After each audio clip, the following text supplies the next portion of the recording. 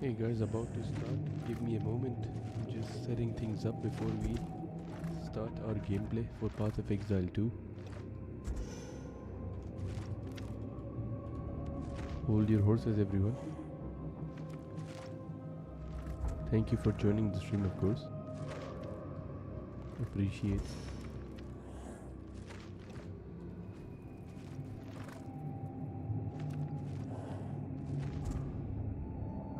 It's a late stream. It's 3:30 a.m. in the morning. So here we are.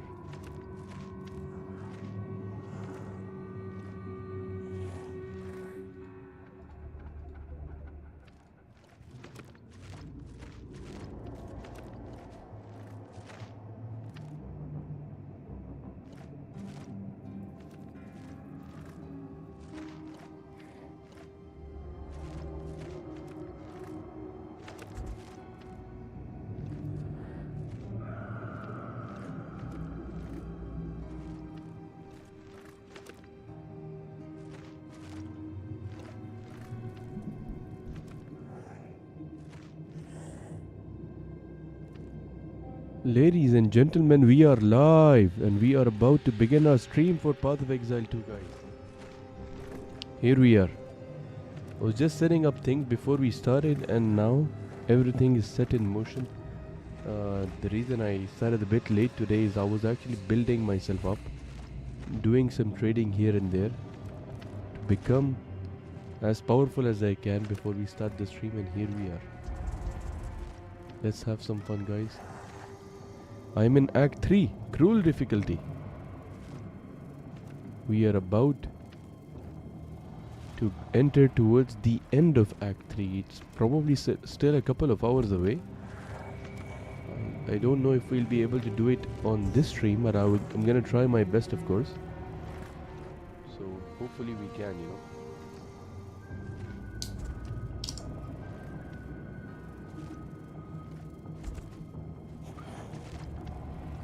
Let's test everything out. I have my flame wall and ability, explosive, earth, and death storm. I think all the abilities are ready to go.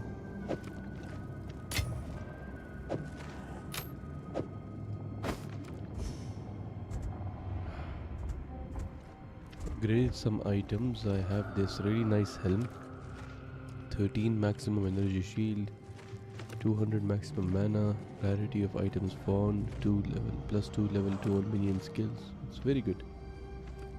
This is amazing as well, of course.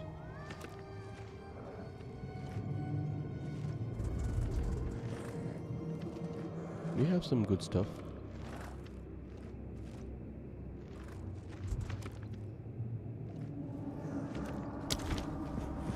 Okay, now actually before we go and do anything, just want to see something.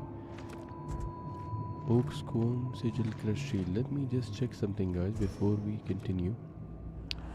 Just checking out stuff. This is online trading, by the way, if anyone knows about it. This is how you proceed further in the end game.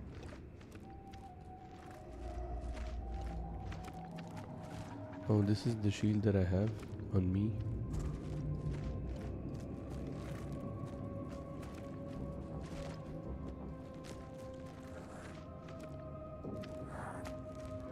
What's it called? Sigil Crush Shield.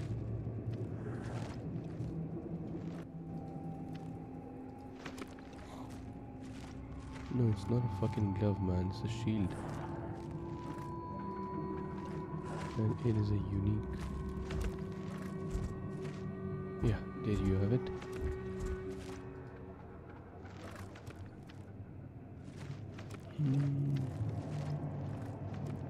The one I have gives me 50 spirit.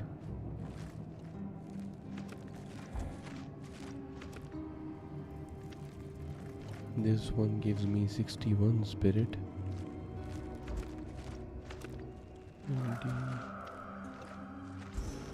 Chaos resistance.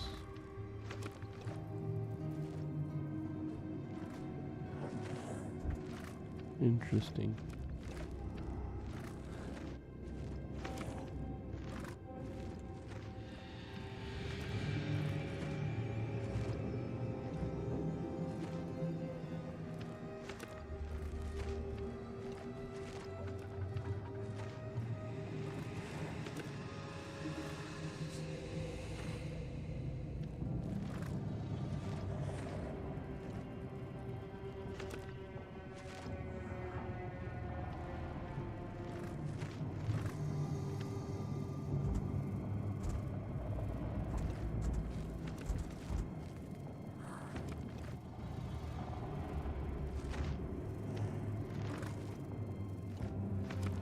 Interesting. I think the one I have is good. It helps, to be honest. Yeah.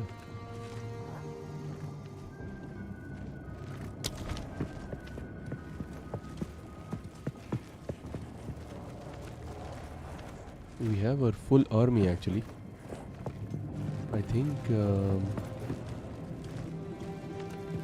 once we finish this area, we should be able to go to the past, and once we finish the past area, talk to the optimist we again. are in the end game. That's it. Literally towards the end. This is the largest soul core I've ever seen. With this, we could power the mechanism in the waterways. But it isn't charged. So what now? If it isn't charged, I think you have to. I don't remember last time when I was doing it.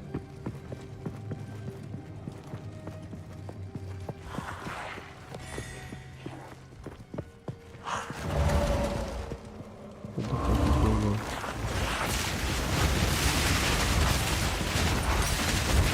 And just children 14. Nice.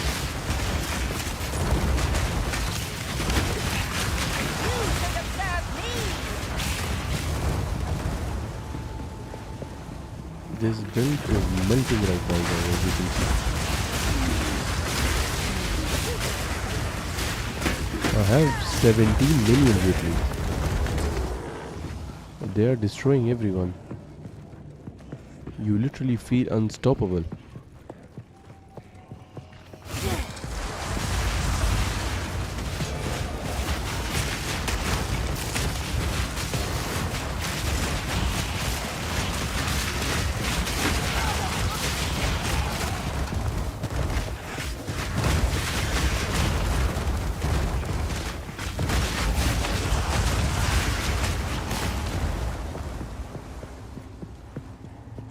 Now I have to travel the edges of the map to find out whatever I'm trying to find here.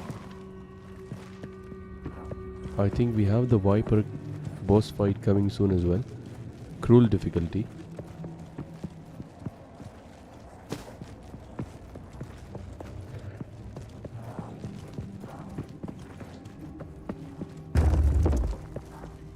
There we go.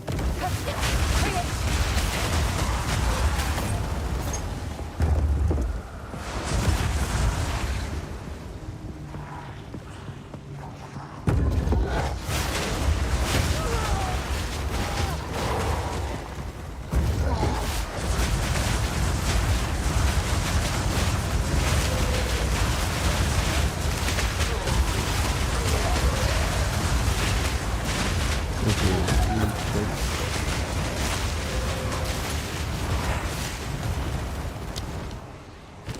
What can I improve?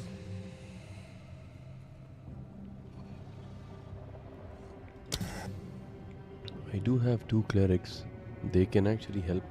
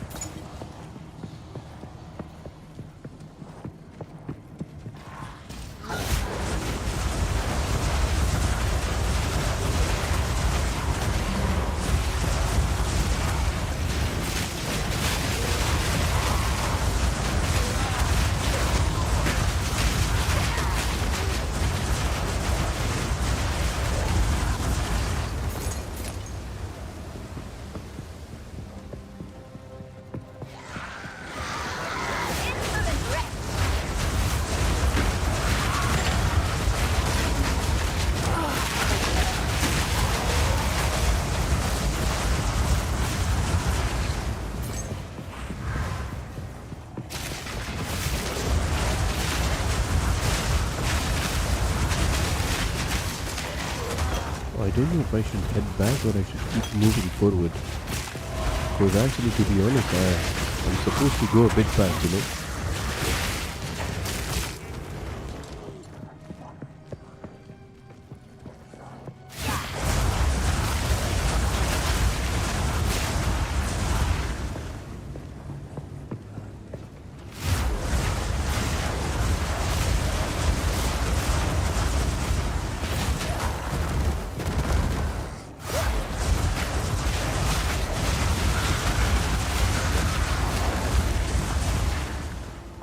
Checkpoint. Seems this needs a larger soul core than the doors did. What a display. Let's find another. So what about the area at the start?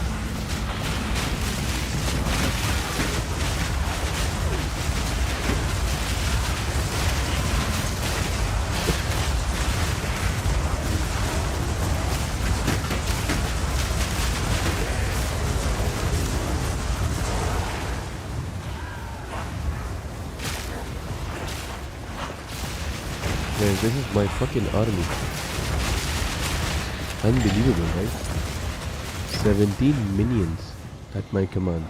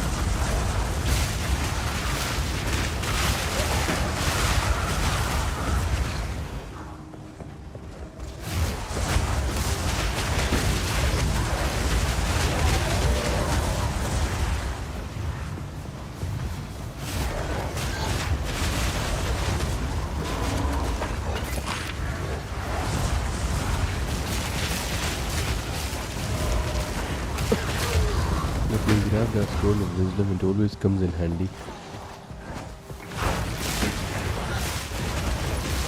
Obey me!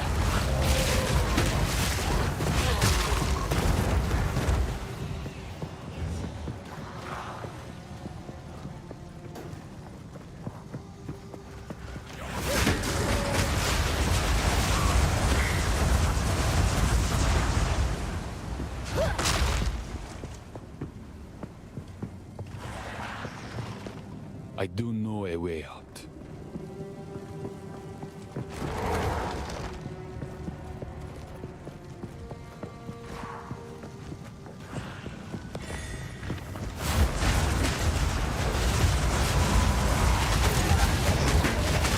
Oh, there's a soul core over there.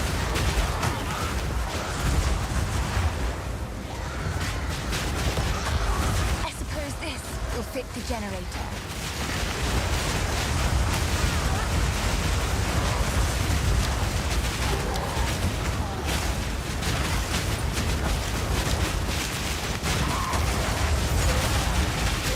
Another corpse to serve. Now to find the second generator.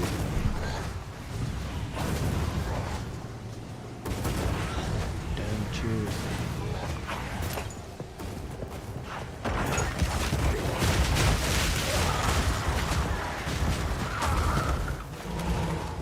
The second generator should be somewhere here.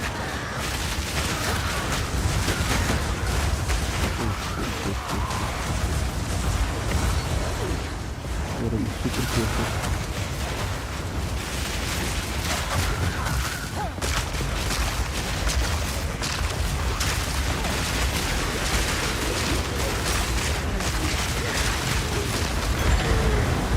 Oh my god.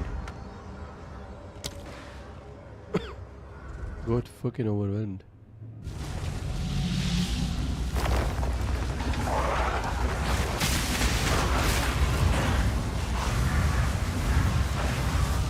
Okay, we have to head that way, I think.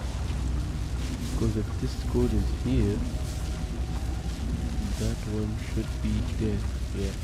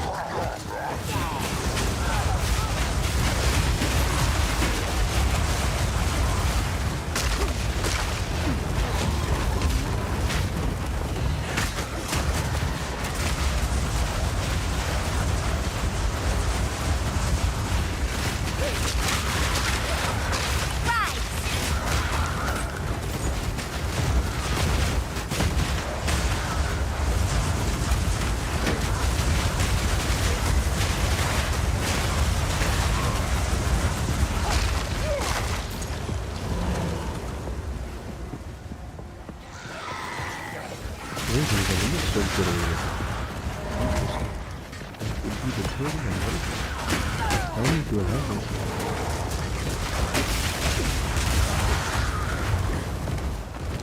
Wait, we have one. No, we have only one. So if I die, do they like drop the soul core or something? Yeah, I think that's what it is.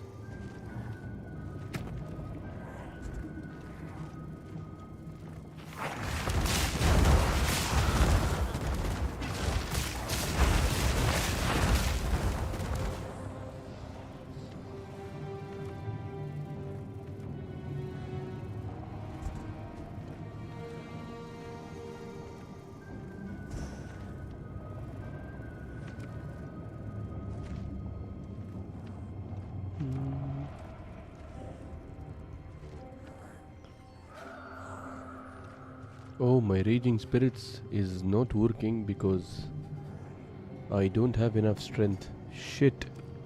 So that's why I'm gonna be a bit weak now. This is not good at all. I need more strength.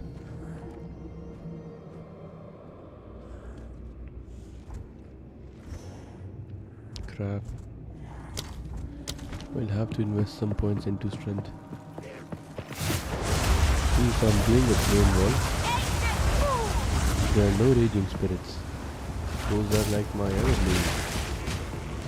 Should be there. Well, things are not good. Let's do this mission first and then we can worry about that.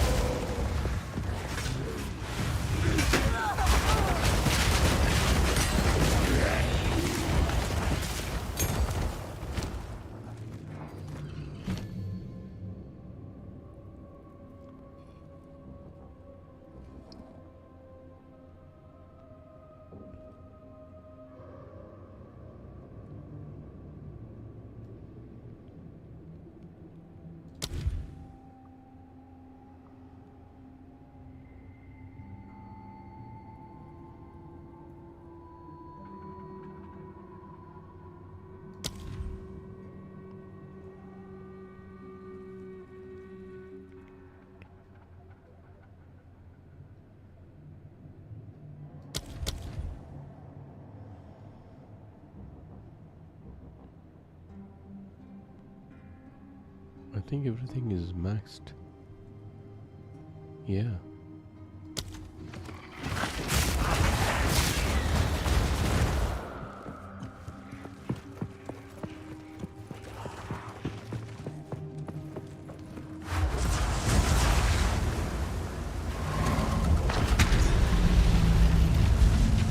Well, that seemed to bring the whole place alive.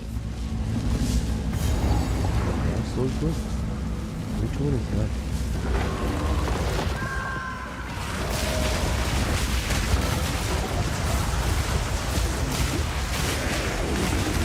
Pathetic creation.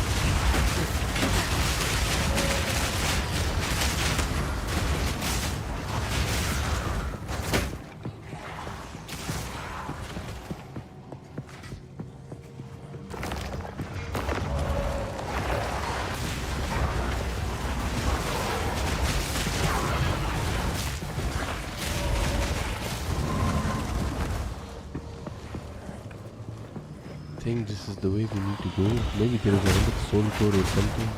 Something I'm missing.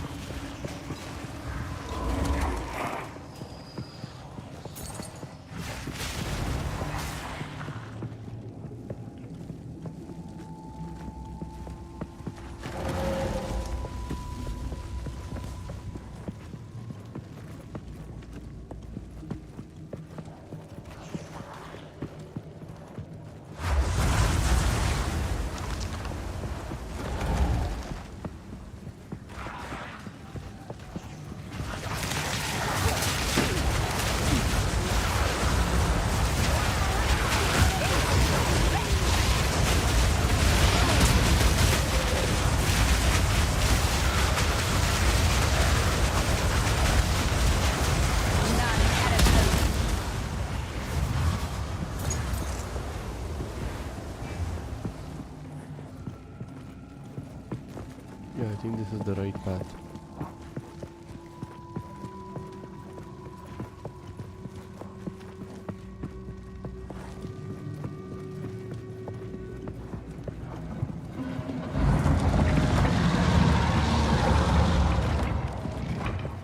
Oh dear. Now we just have to remove it from that giant construct. Good luck.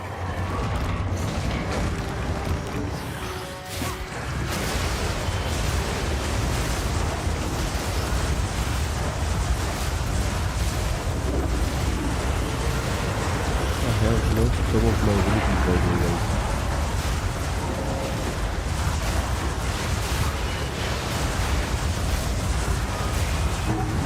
Despite all of that, I'm still doing a good job.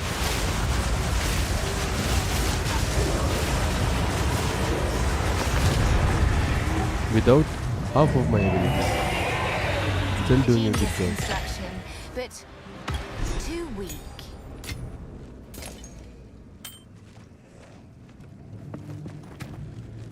I'll show you. Where is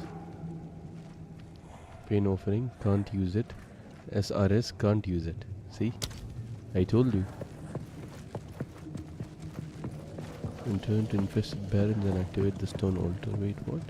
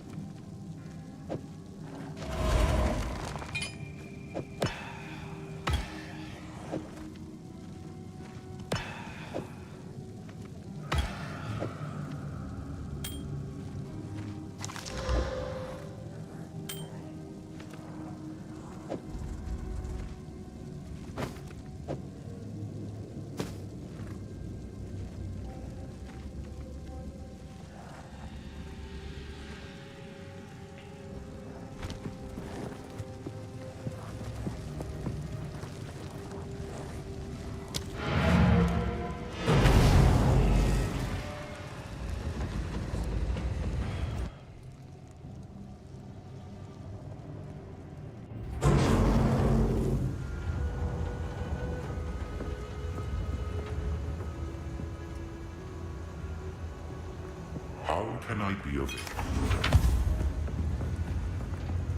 What do you... Ah, some pretty things, yes?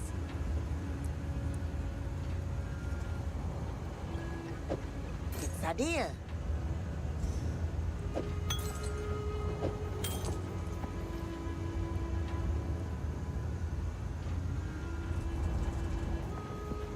Ah, it's a deal.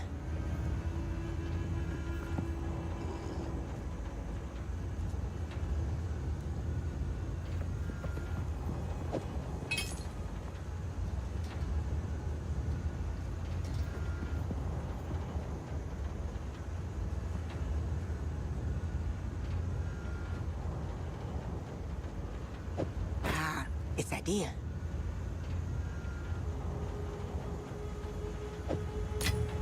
Take care.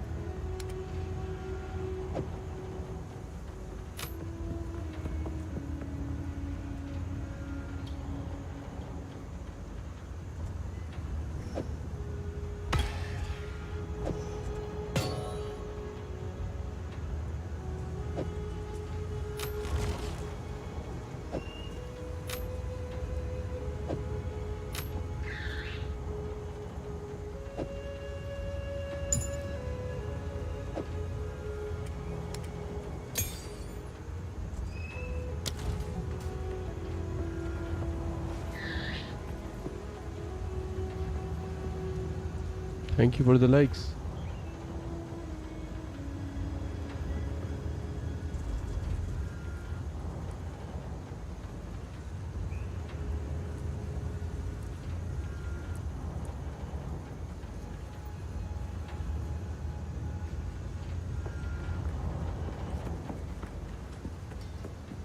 How can I advise? How can I perfect myself?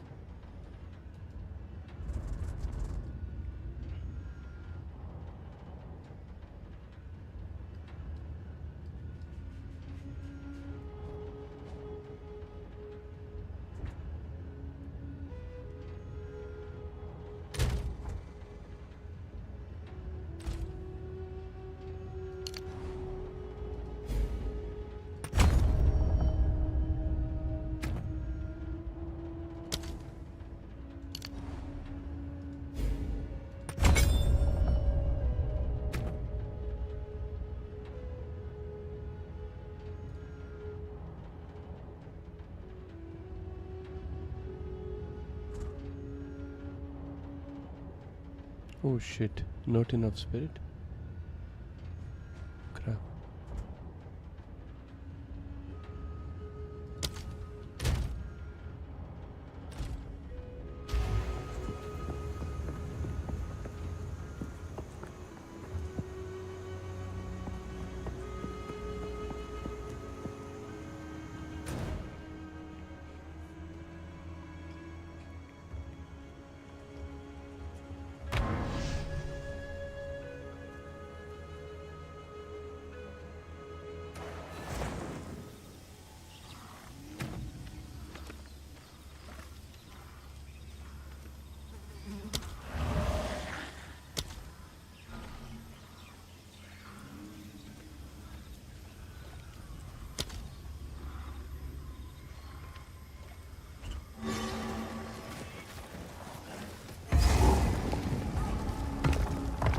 Finally, some progress.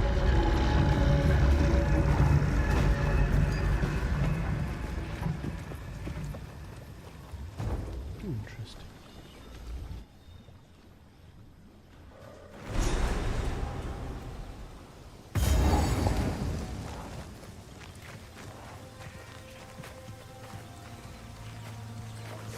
I will feast on your soul! The Azak tribe, in the flesh.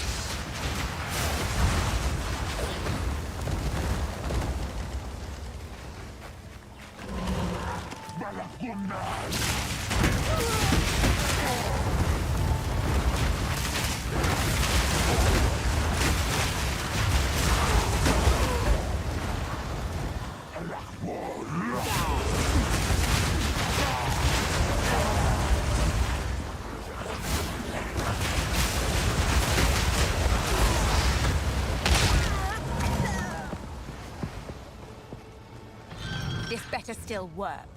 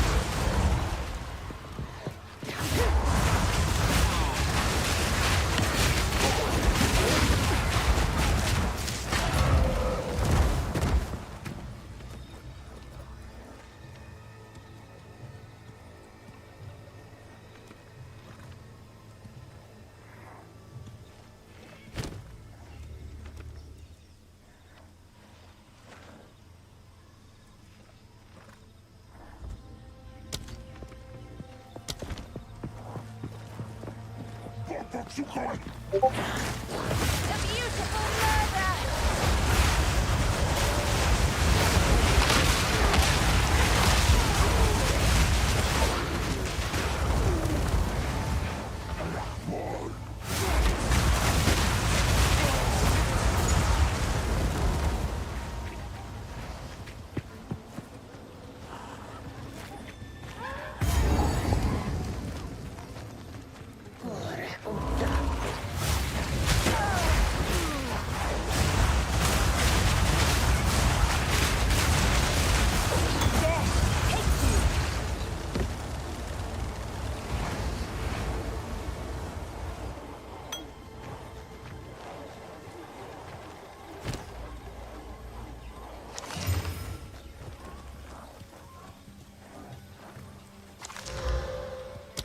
BRB, guys.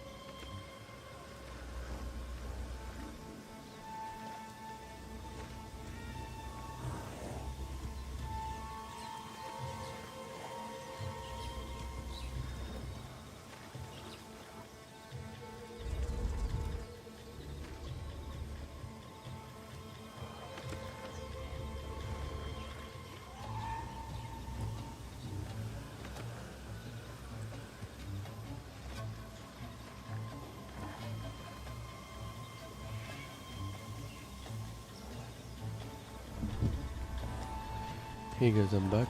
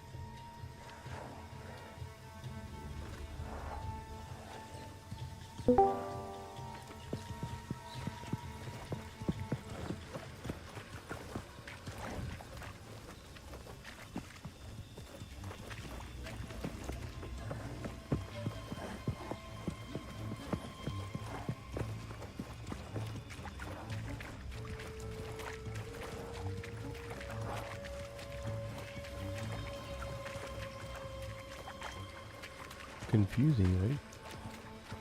Fucking idiot.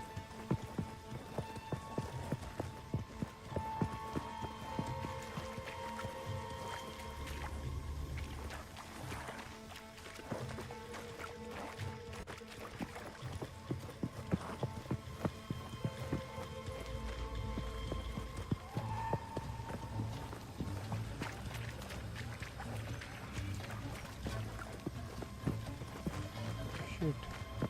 Where the fuck do I go? This area is so annoying.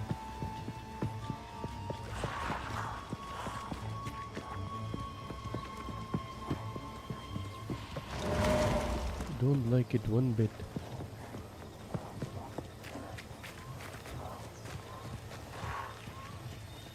There's the way over there.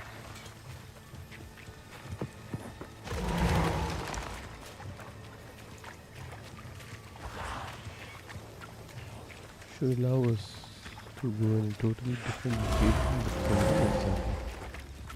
How?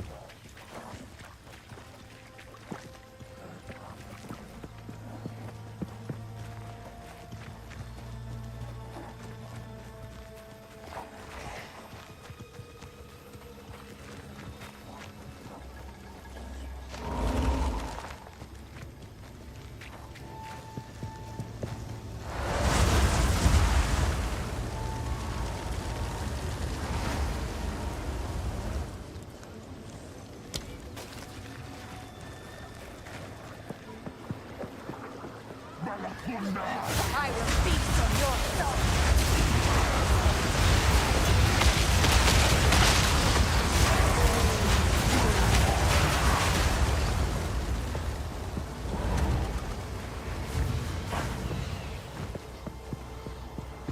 Should be a liver nearby. Yeah, there we are.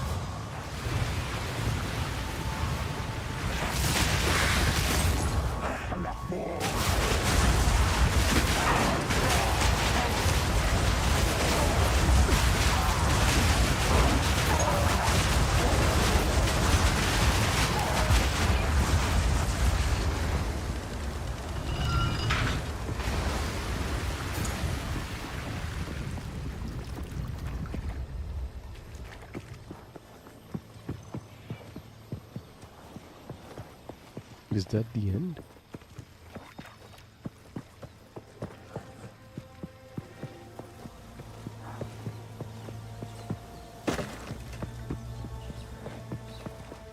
Because where to now?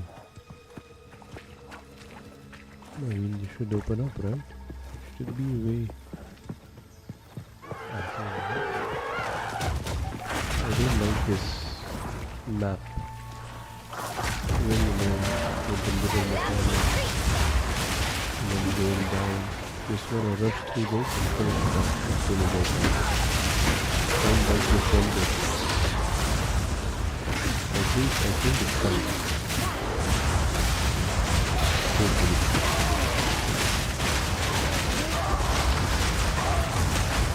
Don't stand a chance against me, pussy. Okay, one time. There's still more to go.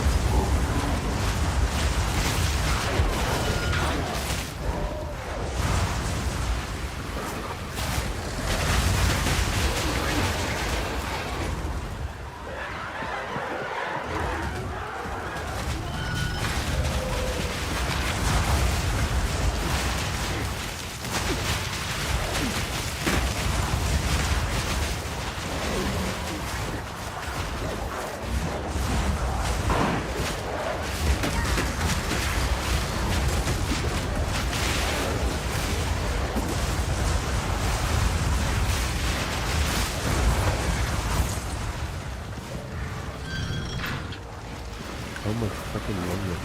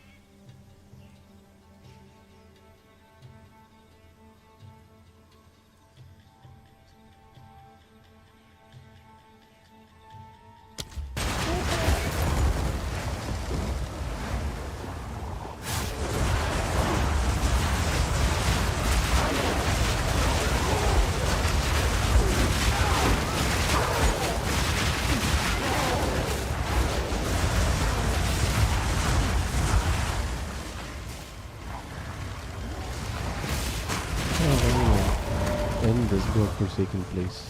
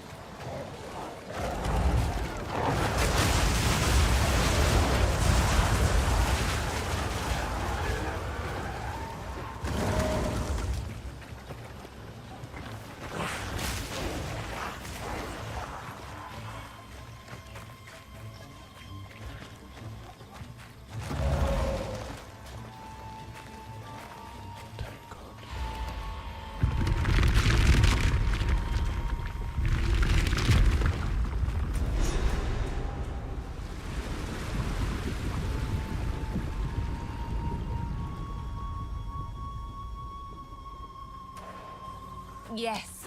Drain away. Reveal yourself, Exile.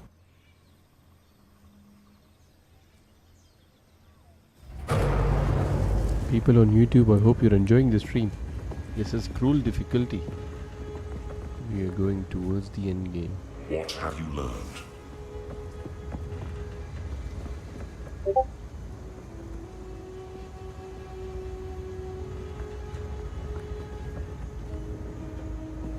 Be warned, their queen. Anything catch your eye?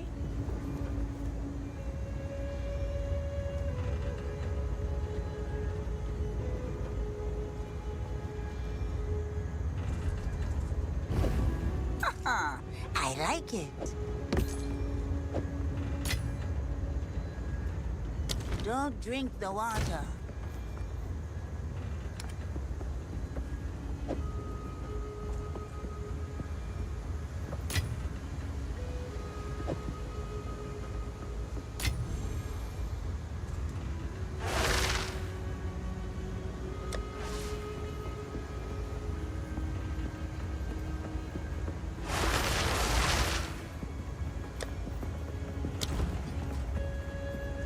Yes. Some odds and ends with my tribe could use that.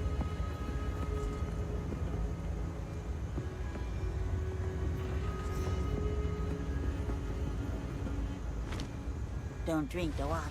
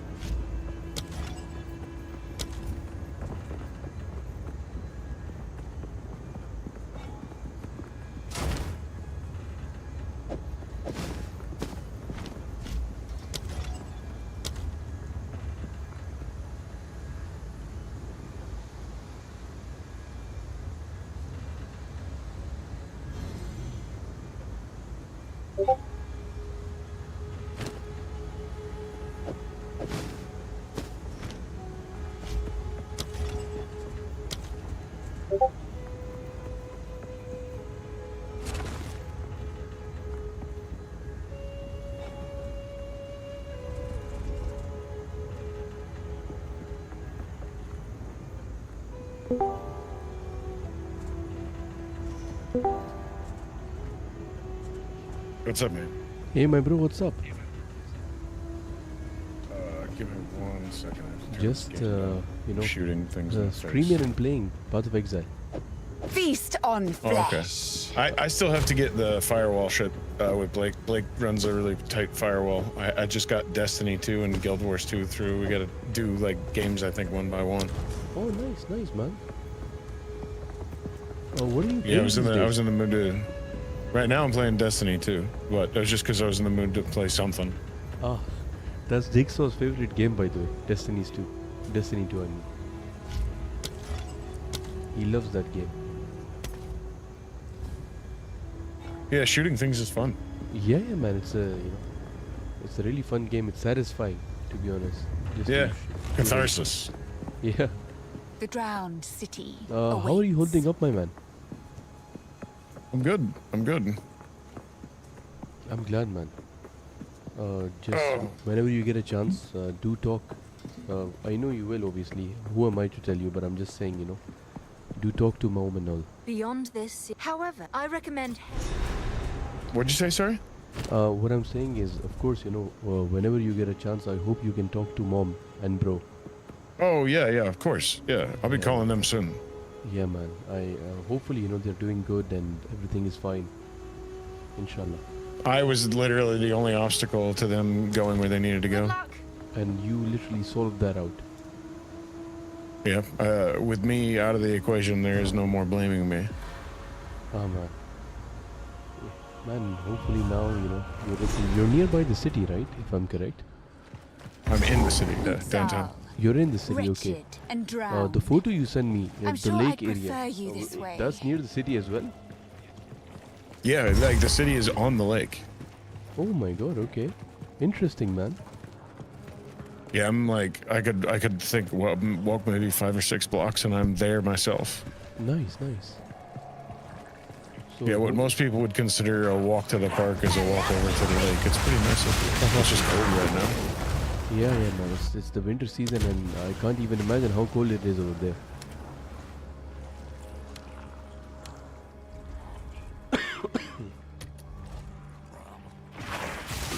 For me, I'm off tomorrow, so I'm happy.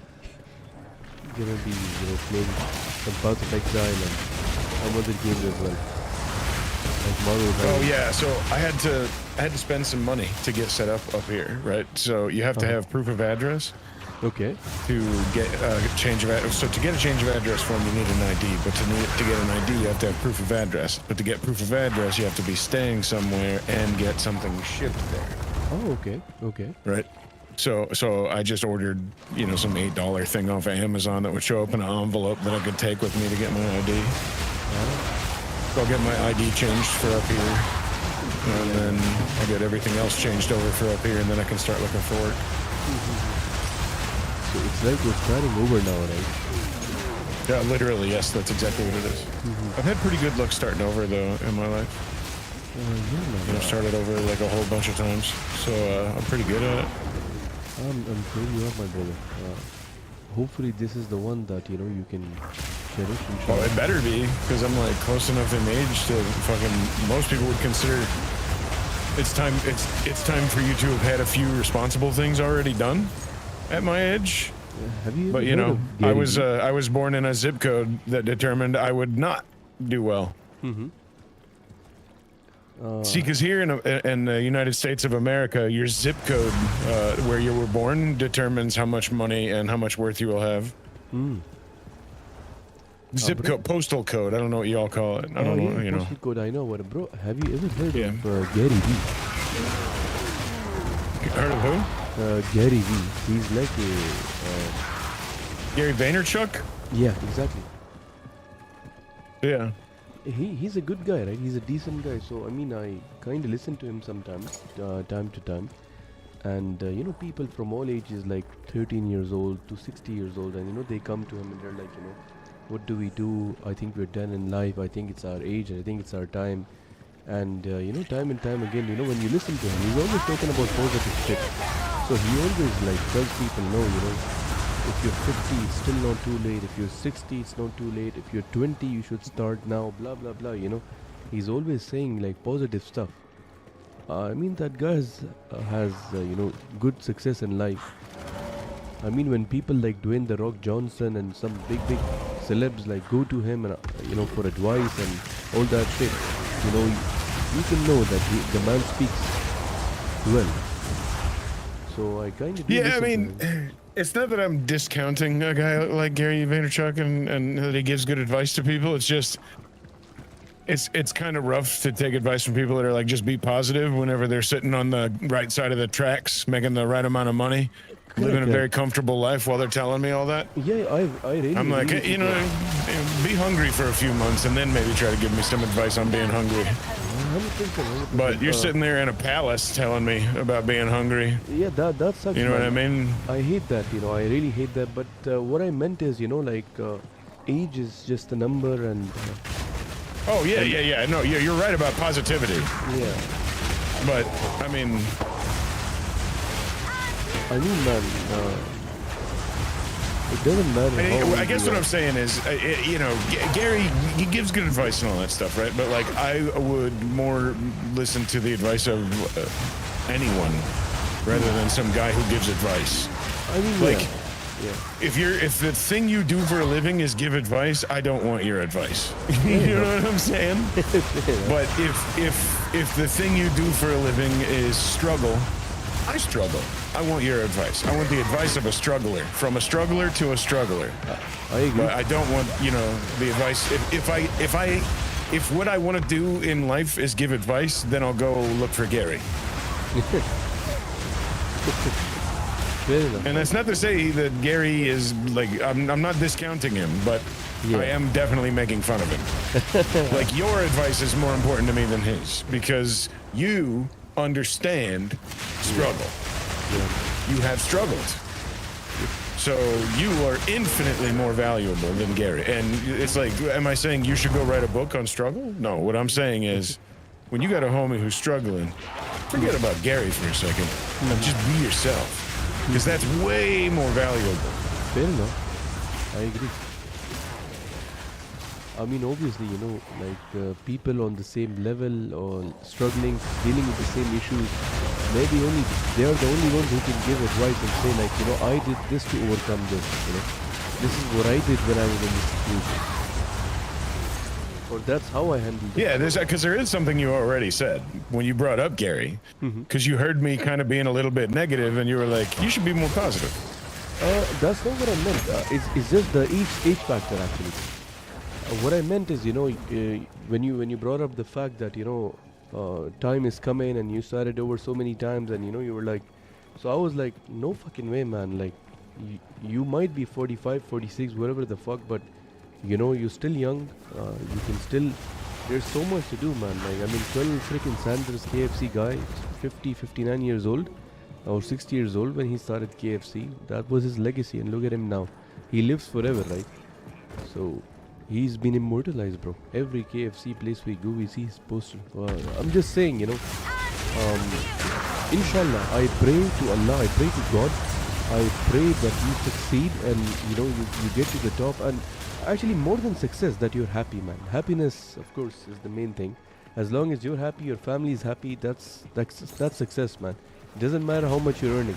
I mean, for me, I would just play games, be with family, friends, and don't want to be a billionaire to feel like, I did something in life. But yeah, to be able to inspire people is nice sometimes, Yeah, for sure. Yeah, that's what I mean. There he is. I was like, who's hitting me? By the way, in the game, I am going to finish Cruel Act 3. Going to finish very soon. So I'll be in the end game finally, in Path of Exile 2. Yeah, I was actually making fun of how many of my friends are all online right now, all playing Infernalists. Oh man, all of them are doing the same as me. Everybody's playing an Infernalist right now, and that's the thing. I was cracking jokes. I was like, hey, check it out. Path of Exile 2 came out. It's got all these interesting new mechanics. Everybody will stop being the exact same class. And I literally just copy pasted a screenshot of all my Steam friends, and they are all Infernalists. Shit, man. See, the thing about me is Diablo 2, Diablo 3, 4, all of them I was Necromancer. So, it just, for me, I didn't even, I was playing this game day one. I don't know if the class was gonna be strong or what, you know. People are now actually starting to play Infernalists and Sorceress because apparently the classes are strong. Apparently it's meta, you know. But you've Right. seen me. Yeah. Oh yeah. You've seen me play day one, you know, founder of this fucking game. But I'm just gonna posit this to you as a guy who's pushing nearly 50 years old and played almost every online game. Yeah. The fire magic-y class is always meta in literally every game in the history of ever. True story. I agree with you. I mean Skyrim, man. I don't know what Daggerfall. I've not played it. I have it because of Oh you. yeah, I just was making this joke actually just in a different conversation with Blake. We were talking about and I said Daggerfall is you can be anything you want to be, any kind of mage at all. Okay. And Morrowind is you can be anything you want to be, any kind of mage at all. And Oblivion is you can be anything you want to be, any kind of mage at all. And Skyrim is stealth archer, bro. Stealth archer. Stealth archer.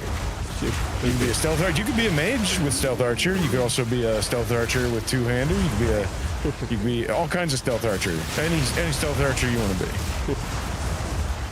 But yeah, that's one of my favorite classes to build in Daggerfall is actually a stealth archer mage, believe it or not. Very interesting. But yeah, by you the can way. also in Skyrim you can't do the stealth archer mage build as well as you can do the mage stealth archer build. Wow. Let's see what the late. Very key to differentiate. You have to be all stealth archer with some mage in that game, and in Daggerfall you got to be all mage with some stealth archer. Ah. And man, by the way, you were playing the warrior class when you were playing this game, right? So I was looking it up, and you know the warrior class had only the warrior class, so it didn't have any other classes to choose and pick from. Like for example, if I choose the witch or I choose the sorceress, you can pick from each other. You can actually pick from the monk. The monk can pick from the witch and these classes, you know, because it uses intelligence. But the warrior, there are 2-3 classes which actually need the warrior stats, like the duelist, which is not available, and the marauder, which is also not available. So you know, that's why people were struggling as warriors, you know. So it's actually unfair that, you know, you can't have a fucking class with a sword and be a straight up warrior, because you only have one class. But the other classes, they at least have two, so they can, you know, support each other. Like I've seen sorcerers use, you know, witch abilities, witches use sorcerer abilities. Heck, I'm using it as well. Flame wall is not even a witch ability. But when you're a warrior, you can't do any of that shit. You're confined to the only abilities that you have. You can't use axes. You can't use swords because they're not available yet. Yeah, they probably are kind of OP. And that's probably why they're not available, because they're still learning how to work with this new move, aim, dodge mechanic that they changed up. Yeah.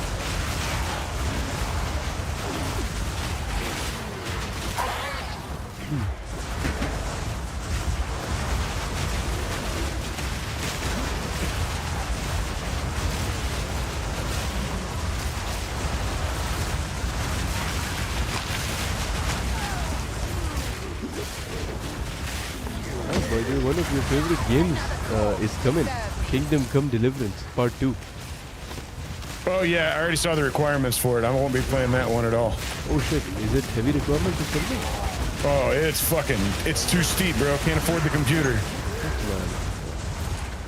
I was like, yeah, I'll always have Kingdom Come Deliverance, the first one, and it'll be like Dragon's Dogma, where I just don't acknowledge that there's a sequel. Don't give a fuck. Dragon's Dogma purports to have a sequel, and I do not care. You know, I was so happy and excited. I bought Dragon's Dogma 2, I played it, and then there were places in that game where my fucking, you know, companions, they kept getting stuck. You know, imagine I had to go from one place to another place, which takes only 30 seconds. You know, I'm just crossing the river and there's the land in front of me. And just to go there, bro, I couldn't go because, you know, my fucking companions, the AI is so shit that they would keep on going and attacking enemies, and, you know, big giants and dragons would See, show that's up. And I all got the so better reason for me to continue not acknowledging that that game exists. So yeah, it's just like Kingdom Come Deliverance. I heard it has a sequel, but I won't ever be playing it. Oh, okay, maybe that game is actually still good quality. Maybe in the future, if you get like upgrade a PC or something, you know, you could check it out. Maybe. Maybe, you know. Maybe. I mean, I bought Kingdom Come Deliverance years after it came out and for a super cheap discount. Maybe that's just how I keep playing games. Yeah, I mean that's fine by the way. That really. You know, that I mean, totally that's works. how I played Destiny too, honestly. Like, I just got the last DLC for this for like 20 some odd something. Seems this place has long been forgotten. That's a good price. But is not without life. Instead of the fucking 60 box price they'd be asking for that bullshit. Like, why would I buy it when it comes out at a price that it won't stay at? Yeah. It won't, like, these games don't ever stay at a full price forever. And the ones that do are usually not worth buying because they're made by greedy people. Fucking executives. The biggest fucking example are the Sony assholes. No, it's the best example is not Sony. The best example is the team that put together fucking, what's it called? The Activision? Dauntless. I mean, Activision, Dauntless. Blizzard, and EA? Dauntless. It's Dauntless. Oh. The reason it's Dauntless is because the guys that made that they were like, we used to work at Riot Games, and it's like, yeah, but who were you at Riot Games? Did you make video games at Riot? No, they were executives at Riot Games, and so their idea was just hire people who make games and then make the greediest fucking thing they could possibly make. Well, it was free and really fun when it was just on Epic and free, but look it up on Steam with full release now. Look how people responded to it. It's dead. Nobody gives a fuck about it because it was a game made by executives for people that want to make money. And guess what? Gamers smell that bullshit from a mile away and said, nah, fuck y'all. Fuck your stupid game. And now it's dead. They killed it. Knock, knock. It's when people are like, hey, former people from company are making game. Ask yourself, who? Which people, right? It's not just because they used to work at Blizzard doesn't mean anything. Were they a janitor? Did they make a video game? Yeah. Were they just an executive officer? I mean, like, they I just- start asking the important questions. Former executive, or like, former Blizzard employees should mean nothing to you. Exactly. Bro, look what happened to Suicide Squad Kill the Justice League. I mean, Rocksteady, right? The people who brought you like the 3 Batman games. And then all of a sudden, like, people didn't even know, you know, it's not even the original team working on them. And when you play the game, it's repetitive missions. At first, the game feels amazing. Oh wow, this is a new hack and slash game, amazing. Wow, you can be, you know, DC characters. But then, you know, when you reach the middle of the game and the end of the game, you're like, motherfucker, I've been doing the same shit.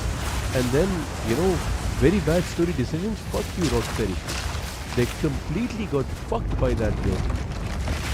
Imagine, like, you know, 4 people, 5 people playing it on a daily basis. Steam concurrent. Yeah. But who was the publisher there? Was it Warner Brothers? I think it was Warner Brothers. I'm yeah. Spoiler alert, it is Warner Brothers, and I know that already, but I was just going to point out that they have been a shitty company for as long as they've existed in the game space. Yeah, bro. So I remain completely unsurprised that Suicide Squad Kill the I Justice don't know League what they turned did out and bad. how they made a good game when it came to Hogwarts Legacy. They got really lucky with that game. Which game? Hogwarts Legacy, the Harry Potter game. Oh yeah, the game that's just exactly like Assassin's Creed. Okay, kinda. But it was a good game, man. It was a really good game. Yeah. I mean, do you remember when the Batman game was also exactly like Assassin's Creed before? And then you remember when Shadow of Mordor was also exactly like Assassin's Creed. When Assassin's Creed came out, and like every video game company was like, well, we got to do that. We got to copy that. We got to make the same game they just made. Yeah. Like It's just, Batman was really great, but it was Assassin's Creed again. The cool Nemesis system, of course, it was new. And now the same studio that made Shadows of Mordor is making a Wonder Woman game, which is also going to have that Nemesis system, you know? Yeah, I'm against them as a company now, though, because they patented that stupid fucking Nemesis system. Yeah, so it's they like, fucking did let's that, man. innovate and create something cool in the game industry, and then patent just the idea of an individual system in a video game, right? Like, if Richard Garriott had known that we could patent individual systems in video games, he would have patented giving gold to the player as a quest reward. If he did that, Trust me, imagine. Richard Garriott is the greediest man in the games industry's history. The thing is, he didn't catch on to how greedy you could be before he was out of the games industry. Otherwise, it would have been bad for all of us, trust me. Oh man, thank God he didn't knew the meaning of the word pat.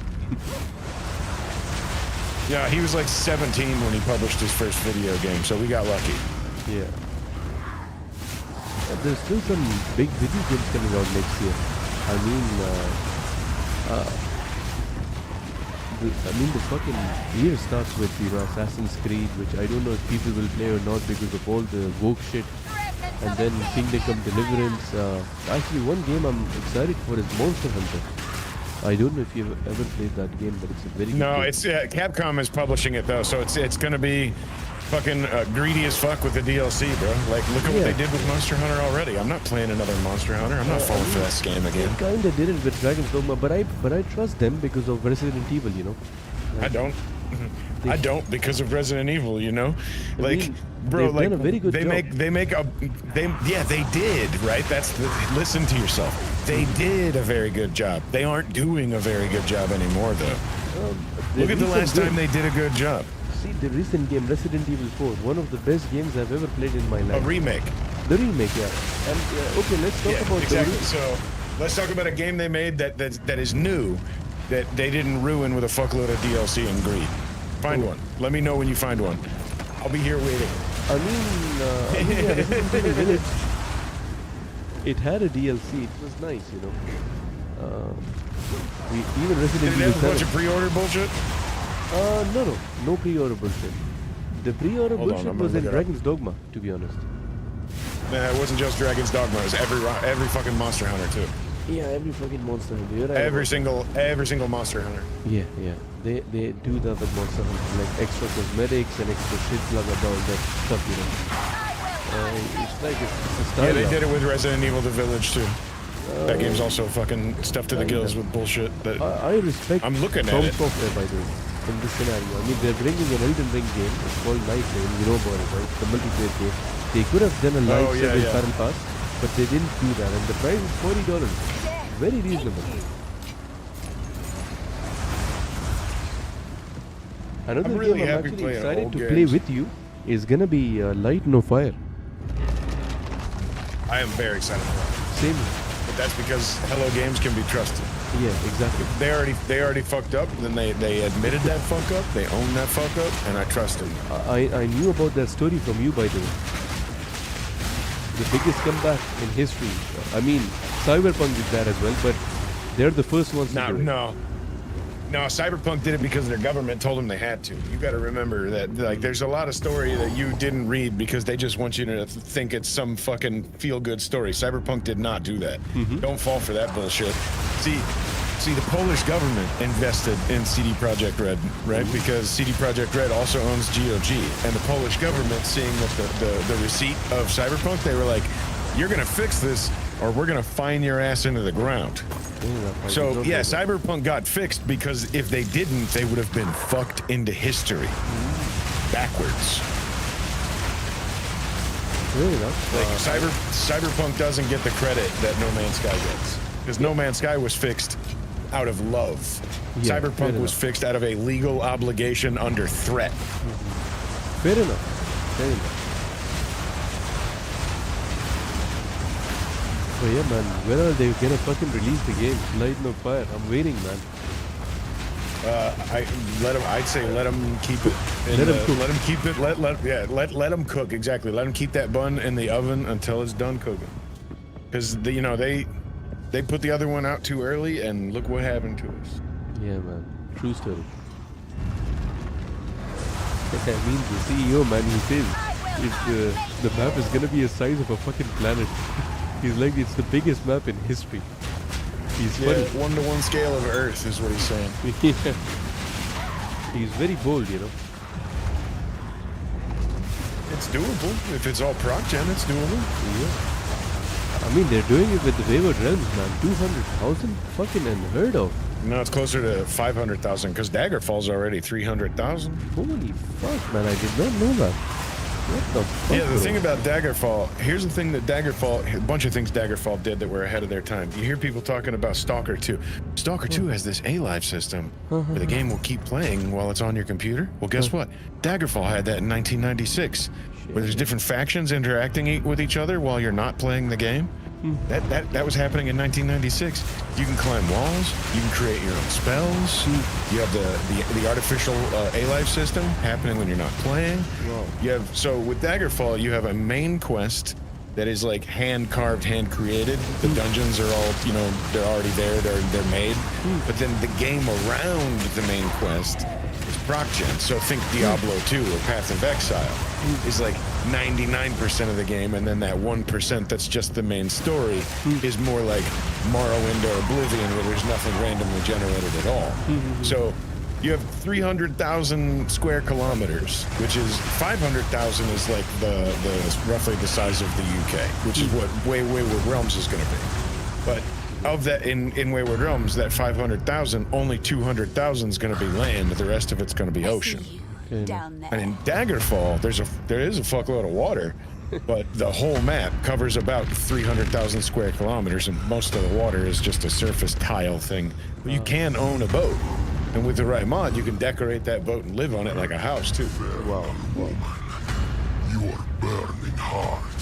I'm excited to Yeah, play Daggerfall. Daggerfall. Will it run on my Steam Deck, by the way? Any ideas? Of course it will, bro. Here's the deal. I have a copy of Daggerfall modded, fully kitted out. I can just zip that up, upload it to a Google Drive, send you the link. You can download that, and probably because it's DF Unity, I'm gonna see if DF Unity runs on Steam Deck. Daggerfall. That would be nice, bro. It's gotta be.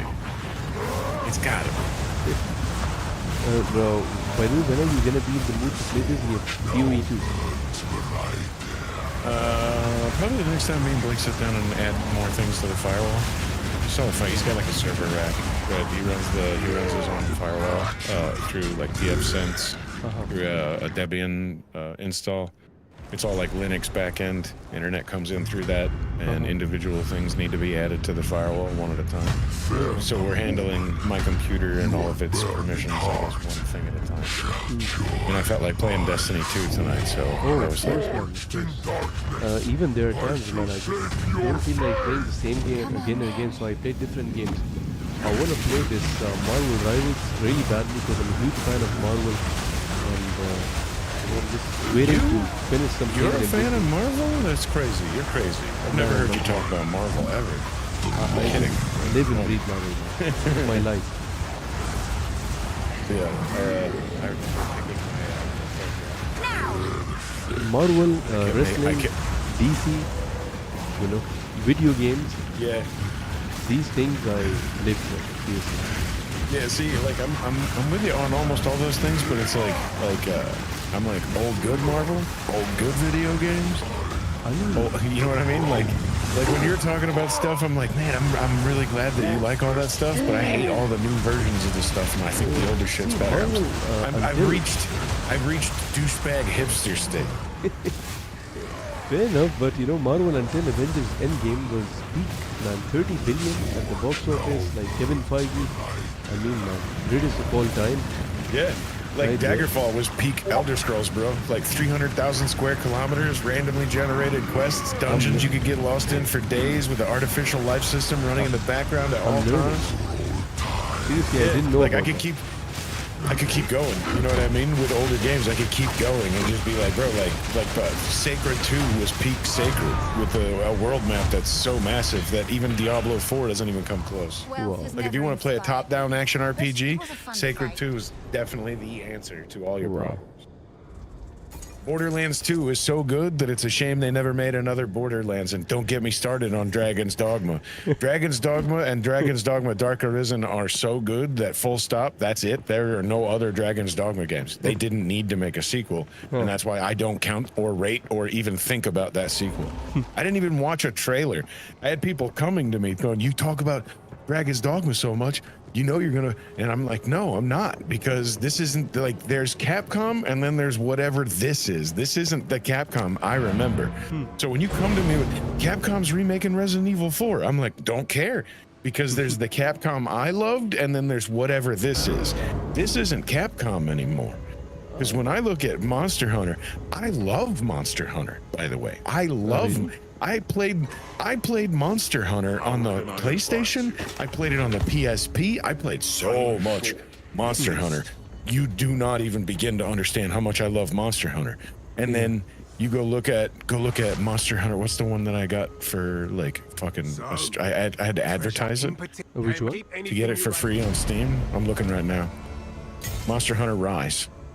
And Monster Hunter Rise was before Monster Hunter World, which is like the new big popular one. Well, hold on a second, man. Actually, now they have Monster Hunter World came first, if I'm correct. Okay, that's fine. I bet Monster Hunter World is just as bad as this, though. But let me just take a look here. I can't count them all. Okay, because I have to hit browse all. But there are 252 DLC for Monster Hunter Rise. Wow. There are 252 DLC varying in price from $9.99 to $1 to 99 cents. You hear a click? But if you were to add them all, and this is just currently on sale, like everything is on sale right now. You could add them all to your cart. I'll give you something. I mean, Monster Hunter Rise is actually the latest Monster Hunter game, the latest one. Can you imagine? No, it's not. It came out in 2022. Yeah, exactly. It came out on the Switch and then they ported it to PC, which is awesome, you know. How can I be of it?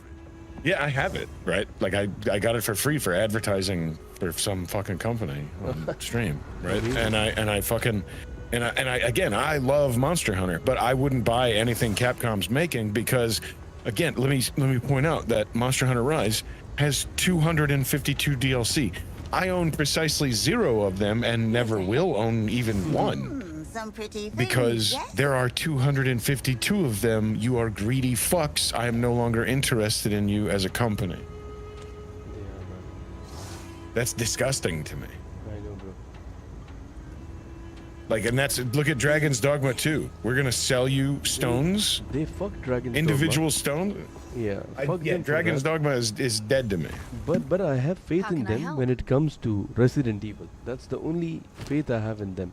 And now They're gonna bring- figure out how to add DLC to it that I would immediately just write. They're already written off to me as a company. They don't exist. So like, Resident Evil 4 is a great game, and I don't need a remake of it because the company remaking it is a greedy corpse version of its former great self. To be honest, yeah, there was no need of a remake. They still did it, but as a fan, I really enjoyed the fuck out of it, man. And, you know, to be able to play that amazing game next gen, it was a fantastic experience. Dragon's Dogma, I agree, it was fucked up. I rage quit in the middle of a stream, by the way. I was so fucking angry because I was so annoyed, bro. You know, I don't mind playing hard games. Path of Exile is hard, Elden Ring is hard, but that game was miserable, man. Like, you know, annoyingly miserable. The fucking AI was so messed up that, you know, you had to. You know what's ironic? I have Dragon's Dogma Dark Arisen installed right now, and I've never gotten mad at it. I love that game. See, that game was beautiful, bro. Everyone loves that game. Yeah, the music is gorgeous. The fact that you can make your pawns and then people can borrow your pawn. Awesome. And so I would like always, my pawns are always goofy. You know, I always make like a version of one of my friends or some goofy shit like that. And, you know, like, and I'll just play it until I'm bored. Usually, sometimes I like to play through and get to the boss after the boss. There's this like, there's this second final boss called the Ur Dragon. Some people call it the Ur Dragon because it's spelled U-R. It's just spelled U-R. And that's how you spell Ur on, like, you know, that's your taco if you're texting somebody. Why just U-R? So people say Ur Dragon. And anyway, like sometimes I like to fight to get to that dragon because he's got more health bars than anything else in the fucking game, and it takes multiple players to beat him, even though you can't see each other. Everybody's contributing to beating this boss, and it's a really fun fight. I love you, creature. Yeah, that's the other thing I like about Dragon's Dogma, the first one, of course. That's the only one I'm ever talking about. Is like all the little secrets that you can find. Like if you played a lot of Castlevania Symphony of the Night or Bloodstained Ritual of the Night, Bloodstained, by the way, is fantastic, and you can get it on Steam, and you should play it. It's fucking amazing. But if you played a lot of those games, like what you would know, did you play Symphony of the Night on PlayStation? I haven't actually. It was PS1. So the thing about those games that was so fantastic is that every enemy had a loot table, and every enemy with a loot table, it would be like 2 items unless it was a special enemy. And one item is very common. It's pretty much always going to drop. Either nothing will drop or that thing will drop. But the second item on the loot table is like a rarer, harder to get drop. You have to fight this enemy over and over again to get that one to drop. That's interesting. And so you end up like finding a spot where the same enemy spawn and grinding that spot over and over again to get everything off of their drop table. And Dragon's Dogma has that, plus another really interesting thing is that each enemy in the game has a weird quirk. Whatever that quirk is, like I'll give you a really good example, is the troll. Not the rock troll, just the regular troll. The first one you encounter is on your way down the, I can't remember what the name of it is, but it's like a staircase, spiral staircase. It goes all the way down to like a portal to hell. But like, you're walking down there, you encounter that troll for the first time, and if you're in an all-male party, you're just fighting an enemy. But if you're in a party with any females at all in it, that troll just goes fucking spurred ballistic and tries to kill her and eat her immediately. Oh my god. And it turns out that the trolls, the regular trolls, have a quirk where they just hate females. Fair enough. And they just go ballistic as soon as they see one. And when you think about that, it's funny, but when you also think about the fact that every individual enemy has quirks, and they're not listed, it's not something that you find out about. You have to pay attention and find out yourself. It's fucking Japanese devs, they love fucking with us. Yeah, man, they're doing a very good job with some of the games. I mean, they used to.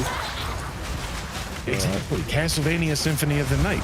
It's like Dragon's Dogma is borrowing very heavily from that loot table thing. And it's the guy who developed the main designer of Symphony of the Night when Capcom was just splitting off into the wind, when Kojima went off to do his own thing with Death Stranding. I can't remember his name, the guy who did the Symphony of the Night for Konami, same company Kojima was working at, he kickstarted Bloodstained Ritual of the Night. So it's like Kojima is to Death Stranding what this guy is to Bloodstained Ritual of the Night. It's one of the best games ever made. You really should play it.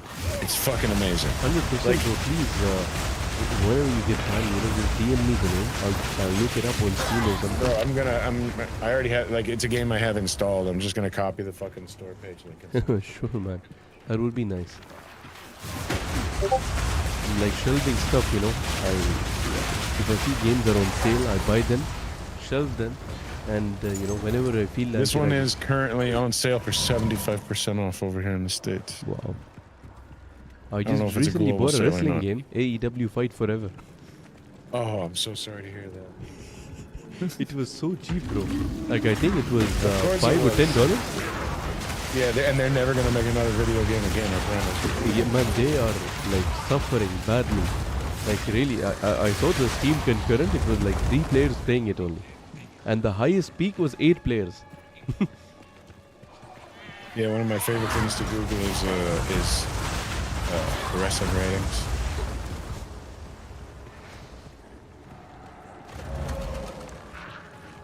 So one of my homies would say, yeah, WrestleNomics, the ratings page, to show you how both wrestling companies are doing. Have you ever done this? Oh, I actually look into news and stuff and keep checking how wrestling companies are doing. Forget about the news. Just go to WrestleNomics and actually just look at the ratings. You can see how embarrassing it is for AEW. AEW 200,000 and they had to cancel Rampage. I mean NXT, which is a developmental show, on the CW is doing 500 to 700k. AEW's main show, which is on TBS, which is a primetime network, doing 200,000 in the ratings. So you combine that with Dynamite, Collision, and Rampage, they can't even measure up to the developmental WWE show, which is NXT. 700k. You combine all their numbers, the demographics, blah blah blah. Still can't live up to that. It's a shame. Yeah, I just sent you I just sent you the exact numbers. Huh. The exact numbers. That's why I love this webpage. I'm like- always into this shit. Yeah, exactly. See, 700,000 for NXT, 500,000 for Dynamite. That's a massive increase. 1.4 million for Raw, 600,000 for Collision. Rampage is 200,000, 1.3 million for SmackDown. Since they came on the USA Network when they were on Fox, they were doing an average from 2 to 2.5 million viewers per week. So there's that. But yeah, now the big game-changing thing is gonna be Netflix. Yeah, here is another thing on that same page that I just sent you is year-over-year comparisons. Right? Check this out. Yeah, the Fox thingy. Exactly. I mean, yeah, It Dynamite shows started you- off with the 1 million. Everyone was really hyped from AEW. We got a fucking This shows you the alternative. percentage loss overall, right? Is what I'm saying. Like if you look at year, quarter. So if you compare 2024 quarter 2 to 2023 quarter 2 is a minus 39% loss overall for AEW Collision. Like, see, the loss of CM Punk was that significant. And there's such big motherfuckers losing CM Punk, and then they had to air the footage of CM Punk and Jack Perry backstage. Why did And you do act that? like that's gonna save some shit. Yeah, like fuck you for doing that. That was a low Yeah, blow. if you play that podcast interview where CM Punk said, I didn't knock anybody out, I just choked a guy. If you play the audio of him saying that over the footage AEW aired, it just links up perfectly. Like I heard by the way AEW is they trying did to that. present. Yeah, no, somebody actually did link that up. Hold on, let me find it for you. Sure. CM Punk. Oh man, no, Talking everyone's over talking about CM AEW. Punk and Seth Rollins, bro. They've been building that match up for more than a year, and it's happening on January 6th, bro. I can't wait for it.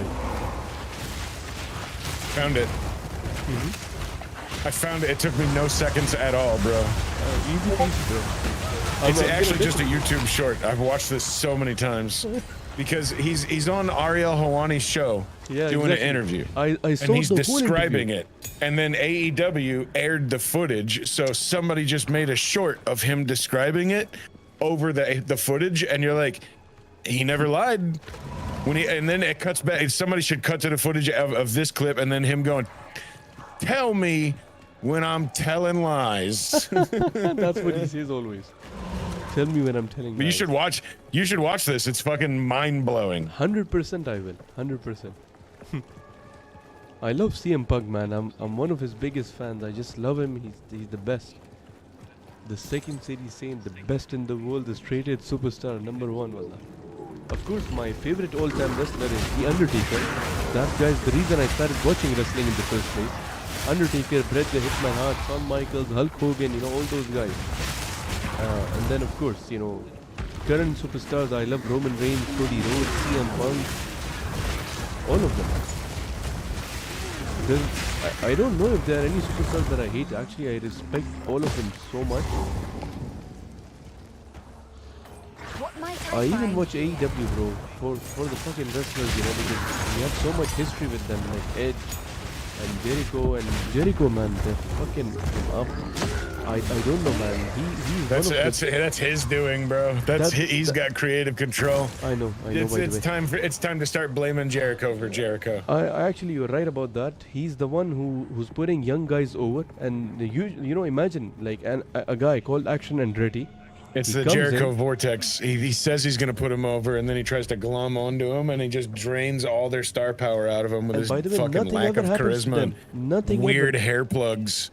Those superstars, by the way, they never grow. They beat Chris Jericho, but nothing.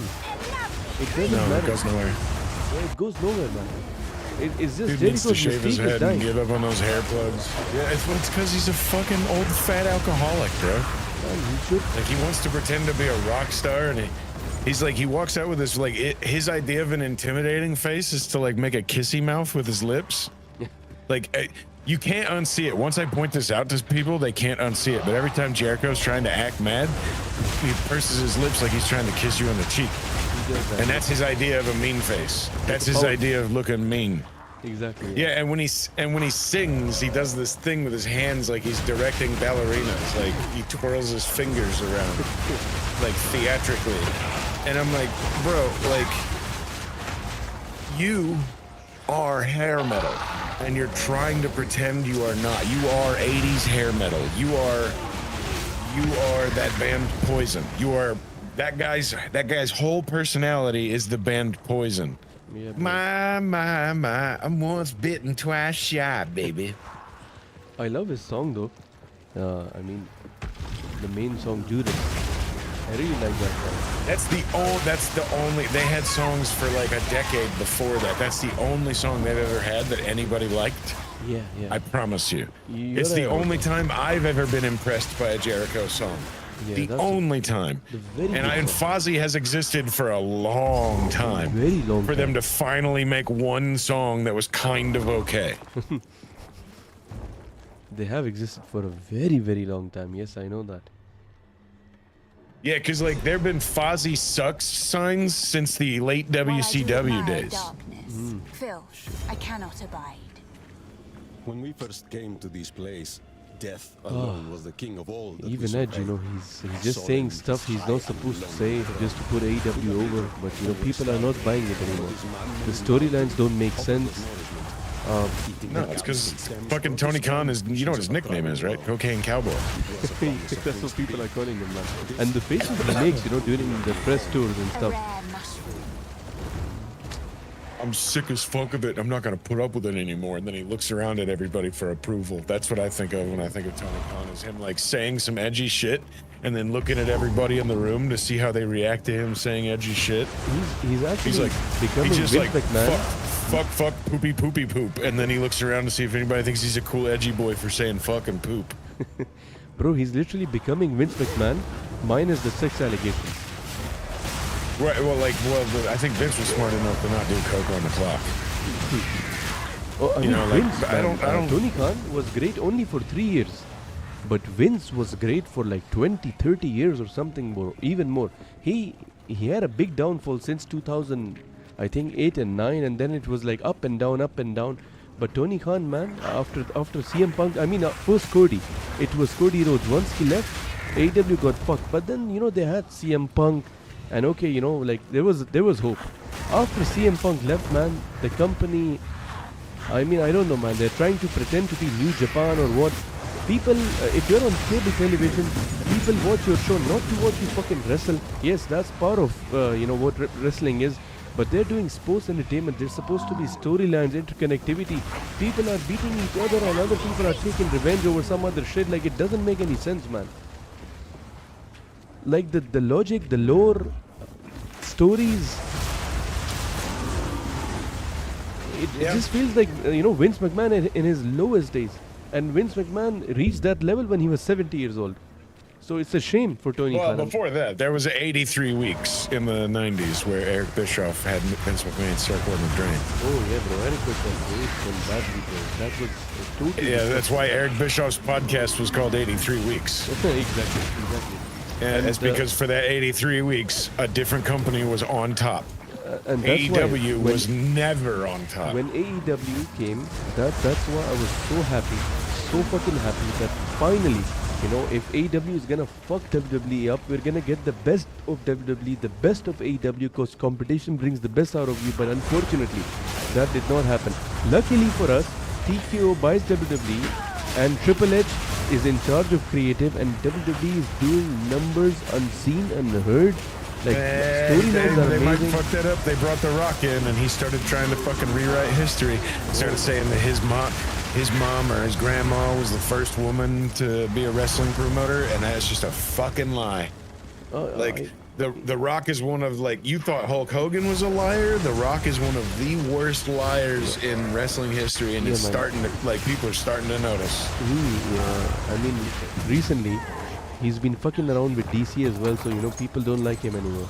They've heard stuff about, they love him, they respect him. If he comes out, they pop. But also, you know, people talk on the internet and they started hating him. Like, there was a time, maybe like 3-4 years ago, no one would hate The Rock.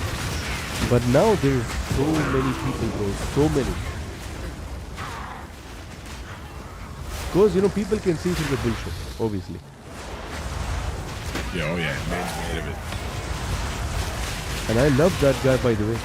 I want to be just like him, For a one day. superstar, you know, of that magnitude. If I could, of course. I really love that guy. He's the best. But obviously, no one's perfect, you know.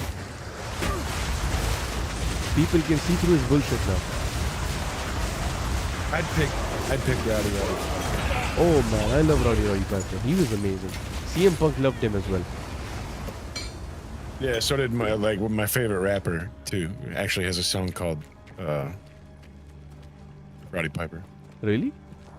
Yeah, there's a thing where I actually was, for a while, I was making a playlist of just rap songs that are Here is just wrestler everything names. you Mm-hmm. And there's a lot. Wow. Like, there's a lot. But one of my favorite rappers has a song that's just called Roddy Piper. Huh. Here to do two things, fresh out of bubble gum. Fuck off, birds, I'm trying to sleep. Wow. I fucking love that. Give me a second here, I'll send it to you. Sure. Did you ever see They Live? No, never. What the fuck, bro? You're a Roddy Piper fan, you've never seen They Live. Probably I have, but I don't remember, you know. But I'm being They honest, you Live's know. got the fucking greatest Roddy Piper line in movie history. It's not just the greatest Roddy Piper line, but the greatest line in movie history. Okay, sorry, I When haven't. he walks into a bank with a shotgun and he goes, I came here to kick ass and chew bubble gum. Then he cocks the shotgun and goes, but I'm all out of bubble gum. And then I've he heard starts that. shooting aliens. But I haven't Yeah, seen Duke the movie. Nukem ripped it off. Because, you know, I watch Hall of Fame and shit, so I've heard that, but I've not seen the movie.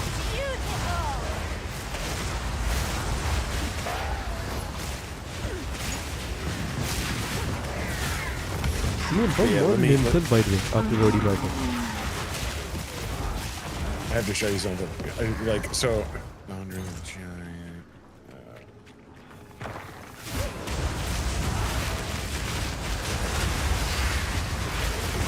So I just sent you the I sent you the POS on Roddy Piper. So here's the prop song. You know, check that out. And I don't know if you watched really old wrestling, but there was a wrestler that was kind of a legend, but he was a jobber.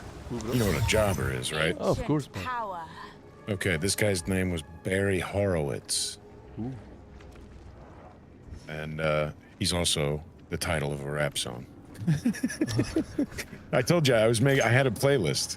Wow. I had a playlist of rap songs that are just wrestlers' names. I mean, fucking And they're- Bad Bunny made a song about Booker T recently. A couple of years back. Oh shit, I didn't know that. Now I got more. Oh, you gotta see it. By the way, watch the fucking video. Booker T is in the video, by the way. With him. Dancing around. Oh yeah, one of the ones that I have for you.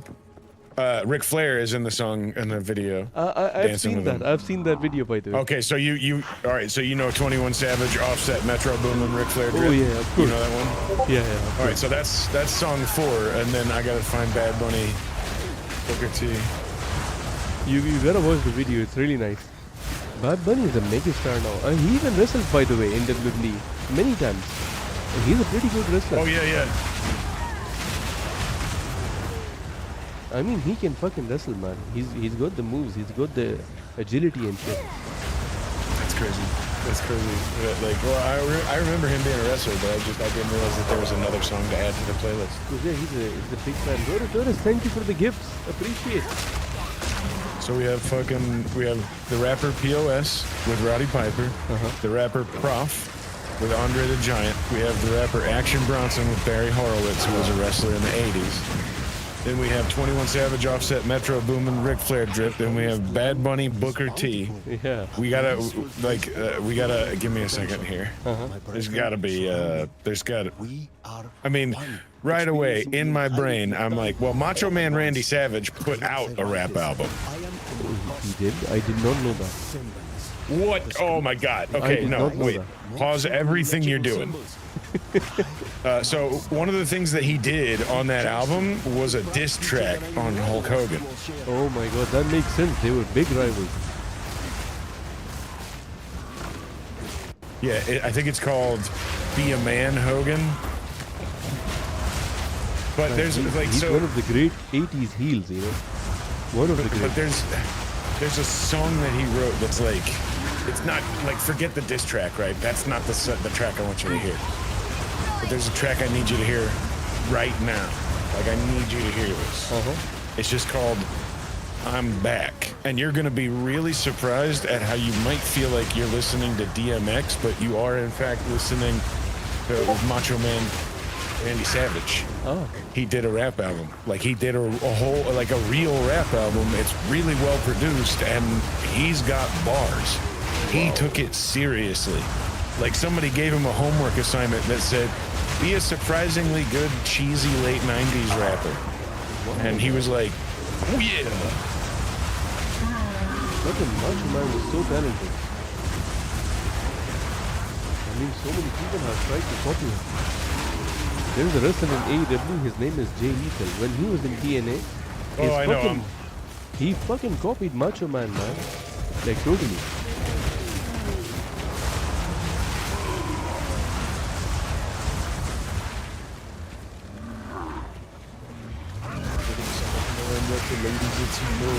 People on the street say, Randy, you the illest.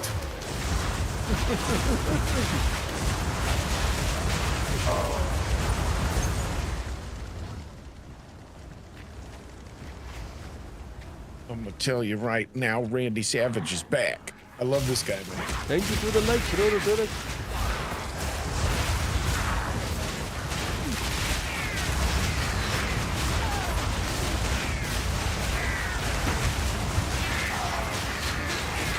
Another corpse to serve me.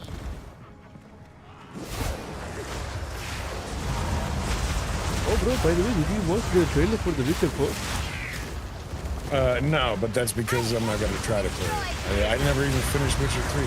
Oh, man, you have to. It's one of the best games ever. Did you ever finish Witcher 1? It's one of the best games ever. I'm gonna play the remake when it comes out. 100%. I don't need a remake. I have a great game already. I mean, I don't own The Witcher 1, but you know, for sure I'm gonna play it 100% once the remake comes. I'm actually very excited and looking forward. Yeah, I don't need a remake. I don't care about the remake. I mean, you played the original, so that makes sense. Yeah. Well, yeah, and you can export your save file from The Witcher 1 into The Witcher 2, and then you can export your save file from The Witcher 2 into The Witcher 2. And when people are like, that's really impressive that and fucking Mass Effect had those, and I'm like, yeah, so did Wizardry. You know when the first Wizardry came out? 1981.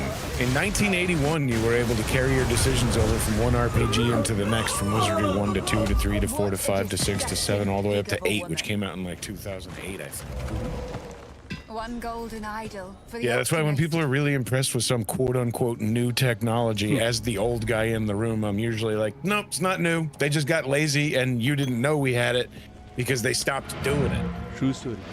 And you made me understand that, by the way, when you were explaining me some of the older games that used to have this, that, and procedure generation and this and that, and then I was like, fuck. And they don't do it anymore? Like, why not? Yeah, they just got lazy.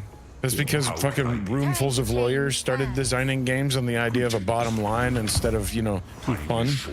It's a specific quote that I usually bring up all the time when fucking Bobby Kotick was asked why he was bringing so many marketing and advertising people into the games industry. He said, the goal I had in bringing these packaged goods people in, we have a real culture of thrift here now, is to take all the fun out of making video games and bring profit into it. And so that's what he did. And now video games are all about profit and not as much about fun. Well, that's why you have a game like Destiny 2, which is really fun, but it's really greedy. It's full of DLC and full of microtransactions and bullshit like that. Fair But it's garbage, but it's fun garbage. Yeah, it's fun And like, garbage. look Indeed. at everything Capcom is making. Everything Capcom makes is really fun garbage with way too much DLC. People are throwing money at them. Yeah, like hand over fist, and they don't deserve it. Yep. I'm just super excited and waiting for the next Resident Evil, which I hear is gonna be like an open world kind of a Resident Evil game.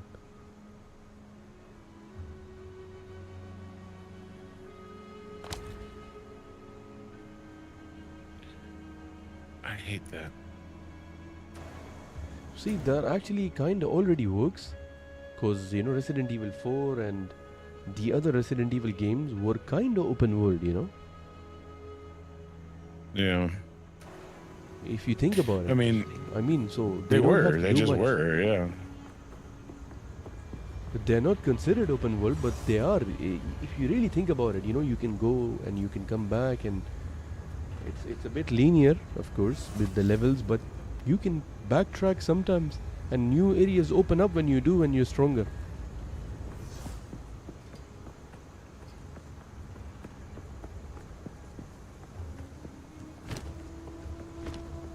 Return to Alva with the temper dual idol. What? Where is she? I'm about to, maybe 1 or 2 hours away from finishing Act 3 on cruel difficulty. You found it! Until next time.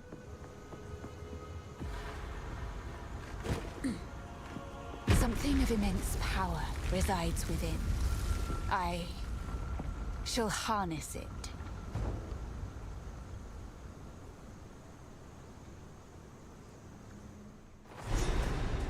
Blinding. Ugh. I remember the thing, it was so hard.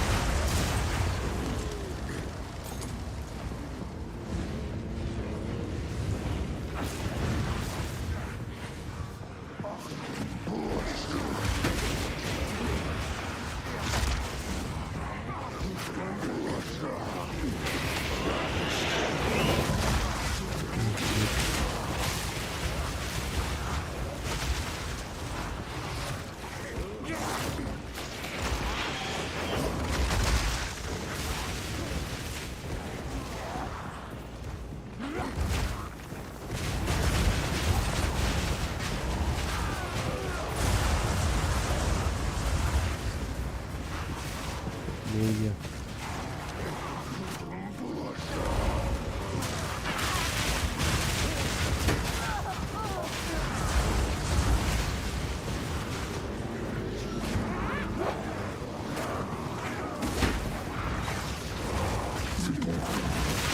Restart Windows Explorer.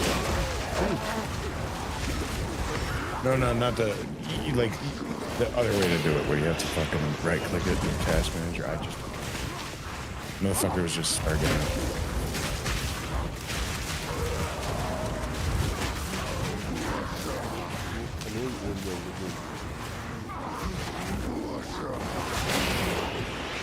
Anywhere as a warrior?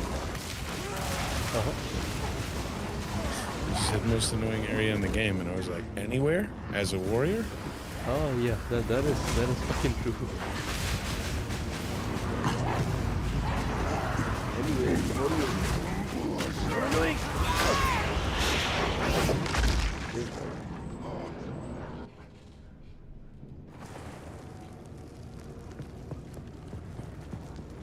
Oh, for fuck's sake, why do we have to suffer here?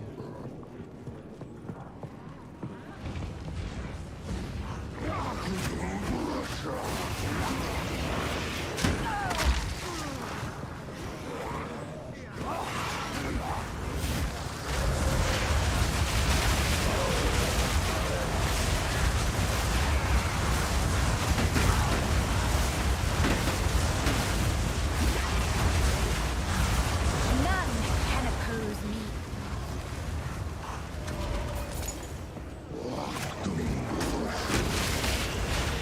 Get out of my way!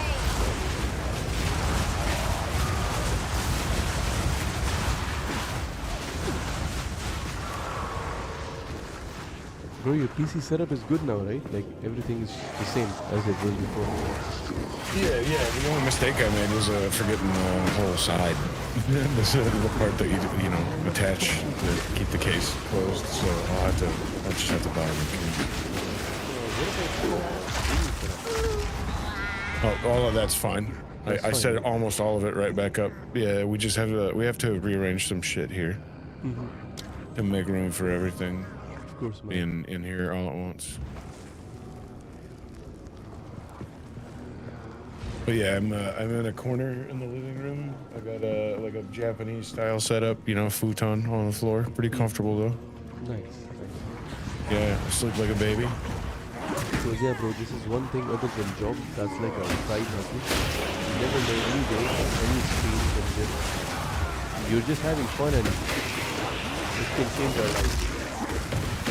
Oh yeah, I refer to streaming as playing scratch off tickets. It's a gamble, you know. You don't know what's gonna happen when you stream. You have no idea. Wallah, you don't know anything can happen. Like literally, could be the 1,000th stream, it could be the first stream, it could be anything. I've never had a bad time though. Oh yeah, never. And yeah, you know, usually if I'm in a bad mood or whatever, I just don't stream. Of course, same here by the But way. I've never had a bad time streaming. And coincidentally, by the way, these old game series that I like bringing up when people are like, you know, blah blah, new game mechanic, blah blah, and I'm like, yeah, we had that before. These old game series that I like mentioning, I own all of them. That's why I'm still unimpressed whenever a new game comes out and brags about things. Oh yeah, we had that before. The hard work and everything. I mean, Rockstar is one studio I feel they do a good job. I just want to. Well, no, not really. No, I have criticism of Rockstar. Their last game, Red Dead Redemption 2, in my eyes, and in many, one of the greatest games ever made, ever. It's I don't agree with that though.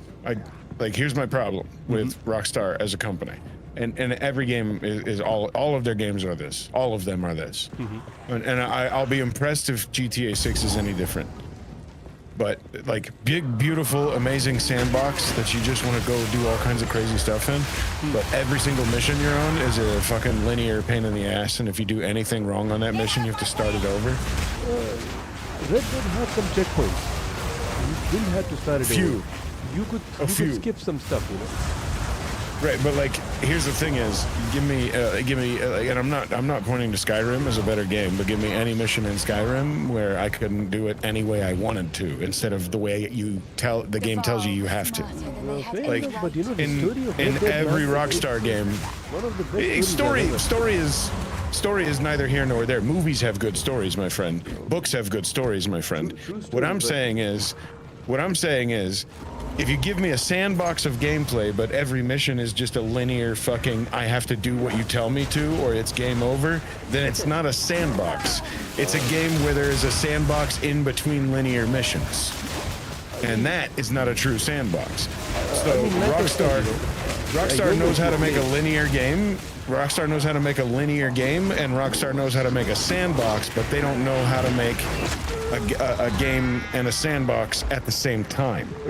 They're like, so far their games are linear and their sandboxes are outstanding. Have you but played the two Red of them are even there. Yes, I have Red Dead and GTA 5. I'm talking about And Red Dead. the missions, I have all of them, my friend. I'm not talking out of my ass. Every single mission in every single Rockstar game is linear. You have to do it right, or it's a fail. Game over. Start over. That's their style, bro. I mean, see, I did get but that's with GTA 5. I feel the missions are really boring. Call it style all you want, but I can point to some games that came out in the 90s where the missions and the sandbox work together just fine. So what I'm saying is, if that's their style, they're lazy. See, the world, I mean, the AI, the how the civilians operate in Red Dead, like everything was perfect. I feel, I don't think, see, your criticism is valid, but then again, Avengers Endgame, one of the greatest movies ever made, Batman The Dark Knight, one of the greatest movies ever made, had criticism as well, so it is what it is, but won't change the fact that it is one of the most successful games in history, beloved by majority. A billion lemmings walk off a cliff every year. That doesn't mean they're the smartest animals on the planet, you know? And a billion people could give somebody $1. That doesn't make the person that got all that money is smarter. and this could be the most successful video game company on the face of the planet. That doesn't mean, like, just because you have the most money doesn't mean you're the smartest or the best. It just means you have the most money. It's just, man, Red Dead, they did magic with that game, bro. The story, the characters, the gameplay, the AI, it was perfectly nailed, man. It was Except that all the missions were linear, despite the fact that the game around it was a sandbox. That's still a valid complaint. It is a valid I didn't complaint, say but it's not an outstanding game. It's just not the 10 out of 10 everybody wants to act like it is. It's not. It's like a 9.5 out of 10, but it's not a 10 out of 10. It's not even close. You could still skip stuff, which you couldn't do in the previous games, you know what I mean? In GTA 5. Yeah, for sure. Like that stupid GTA San Andreas fucking blow up the fucking thing with the fucking remote. There's a remote control car. You had to blow up the thing. You had to do it over and over and over again. Remember? The remote control. Yeah, don't get me fucking started with that fucking Man, helicopter. I fucking hate that mission. I really fuck But that that's mission. it's like not just Rockstar did that shit, but Ubisoft back before they turned into garbage, they were doing that shit even with their best stuff, like the first Splinter Cell. Fucking Sam Fisher's foot touched the floor. You had to start over. It's the whole game though.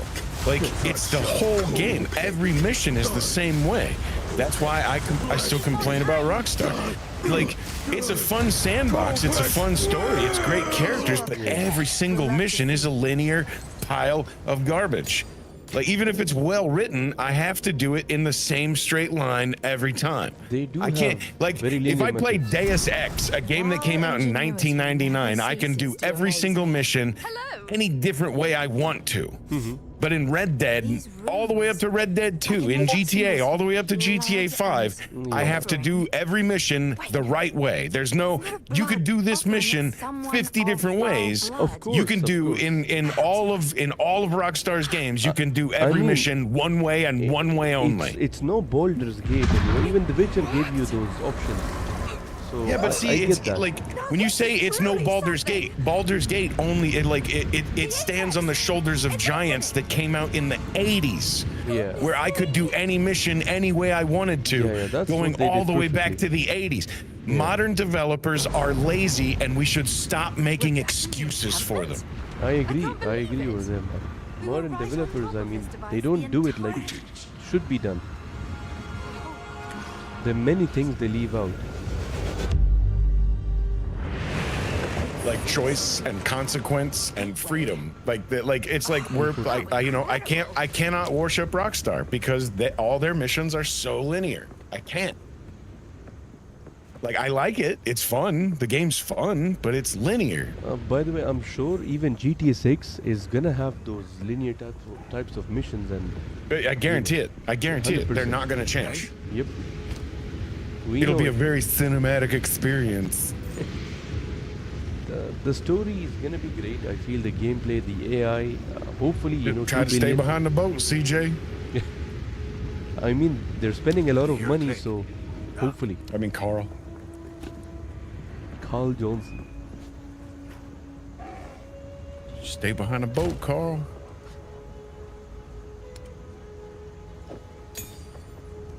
Spirit Gem 14.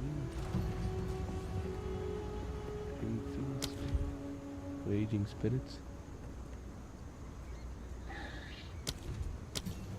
Mad Max was Feast pretty good on at letting you do flesh. things in whatever order you wanted, but they let you like Uh-huh. the mistake that they made with Mad Max is that they really wanted you to do the fucking side content, and if you do all the side content and then you start doing the story stuff, when you get to the end of the story, they give you the better car. And when you get the better car, there's nothing left to do because you did all the side content. Shit. So now you're just fucked. So if you play the game the way you want to, you'll end up not wanting to play it again because it's linear. In the sense that it is an open world, but once you get to the end, it's the end forever. Like it's not a game where you keep playing in the sandbox. Once the credits roll, it's over. So I ended up having to play Mad Max twice so that I could, the second time, just bullet through just the main story and then get the better car and then turn around and do all the side content stuff. And that is the way you should play it for sure. That felt really fun to play. That was really awesome. Fair enough. But yeah, when I start thinking about sandboxes that have sandbox stories, right? Like even Deus Ex is the first one, is a linear game. Like the one that came out in 99, early 2000. But it's a linear game where the mission you're on will have like 3 different ways to complete it. And if you're a piece of shit like me, you like completing it all 3 different ways. So it's a game where you do mission 1, 2, 3, 4, 5, but each one of those missions will have 3 or 4 or 5 different ways to complete it. And you can do whatever you want in whatever order. And that's one of the things where when I complain about Rockstar's game design, that's my problem, is that I can't do what I want in whatever order I want. And then when I'm on a mission, I can't do that mission any way I want to do it. They never let you do that. That's how they've been. But that's my problem. You see what I'm saying? If I can do that in a game that came out in 1986, then what the fuck is wrong with Rockstar? Why am I not allowed? Why am I allowed to do anything I want in older video games, but newer video games are like, you can't do anything you want? And I'm like, oh, then I don't play newer video games. That's boring as fuck to me. See, they have their own style. For example, the platformers, they never change their Yeah, but same. like, You get new level but like, design. I can point to 20 platformers where I can go in any direction I want, in any order I want. I mean, depends. If like, Rockstar made a studio. platformer, you have to go in the right order at the right time and jump on the right platforms at the right time. Exactly. That's how they're structured. Like, yeah, that's how Rockstar would do it, though, unfortunately. You see what I'm saying? Like, other companies from an older era are doing it better than these guys today are. So that's my point. My point is, if an older game gives me what these modern games do not give me, and when people are like, you should play this amazing modern game that does all these, and then I play it and I go, that was a linear, boring pile of shit. Why does everybody like this so much? And I'm like, I'm gonna go back to playing an older game where I can do whatever I want in whatever order I want and still beat it. There's one thing we have to do though. We have to play GTA 5 and roleplay that shitty game. I can't. Like every time I try to install those fucking 5M Red M launchers, it fucking like, you know, like somebody's like, you gotta go through this procedure and then sign up for this Discord, and I'm like, I'm not doing this. I'm not. Yeah, I'd skip, uninstall. I'm done again. There's like 1 hour or worth of survey that you have to do. Even I get annoyed by that. But you know, I want to do it once before fucking GTA 6 comes out, you know, to have the experience, so that, you know, when the time comes and we're already streaming, we're already established, we already know what to do. And, you know, otherwise people can see through our bullshit, right? And maybe that game could make our career, you know what I mean? Maybe. Yeah, it's just I don't want to fucking install it. I mean, it's about our future. Yeah, I get it, but like, if I can't do it honestly in a way that I enjoy, then you know, like, if you said to me, Necro, if you put your balls through a cheese grater, it'll be incredibly painful, but I'll give your parents $1 billion. I'm sorry, but my parents cannot earn. You know what I'm saying? I'm not gonna do what I don't want to do if I can't enjoy. I would rather starve to death than GTA 5 roleplay. That's a smart way to live, man. Happiness first. Absolutely, yeah. If I can't earn it honestly, then I don't want it. I cannot honestly earn in Red Dead or GTA roleplay because I can't see myself doing that and enjoying it. It's not my thing. But GTA... Yeah, Red Dead Online sucks, and then GTA Online is kind of fucking broken still, you know, and the only reason they're fixing it is because they want to get more people into their online ecosystem and spending money. So, like, that's the only reason they're working on fixing this, because they're greedy little fucking cash goblins. I call them soulless cash whores, is what I actually refer to them as. Because they've made billions upon... They're one of the richest video game companies on the planet. Yeah. And they're still working on ways for you to give them more money. It's not just, here's our next video game, but we're adding more patches and more online content, so you'll keep buying fucking shark cards. And, yeah, so I'm like, yeah, you know, it's like... Listen, do I currently have GTA 5 and Red Dead 2 installed? Yes. The answer is yes. I have both of those games, and I have both of them installed right now. But I do not have those fucking modded fucking online community things, because every time I look into them, it's like, here's what I find. I either have to apply to get whitelisted, and if look, if I have to fill out an application and I'm not going to get paid in money for doing it, then I'm not filling out the application. So that's immediately that's out. If I have to fill out an application, my answer is no, unless I'm going to get paid. So I'm not signing up for those communities. And then my next choice is to join one of these communities where I sign up and then I have to join a Discord. Then I have to get a fucking bullshit through that bullshit so that I can get IP approved to get on that bullshit. And then I have to go online and make a fucking character in that bullshit. Then it might glitch out and spawn me underneath a dock where I'm drowning, but I have to wait out the server's death rules because you have to role play like death is important to you.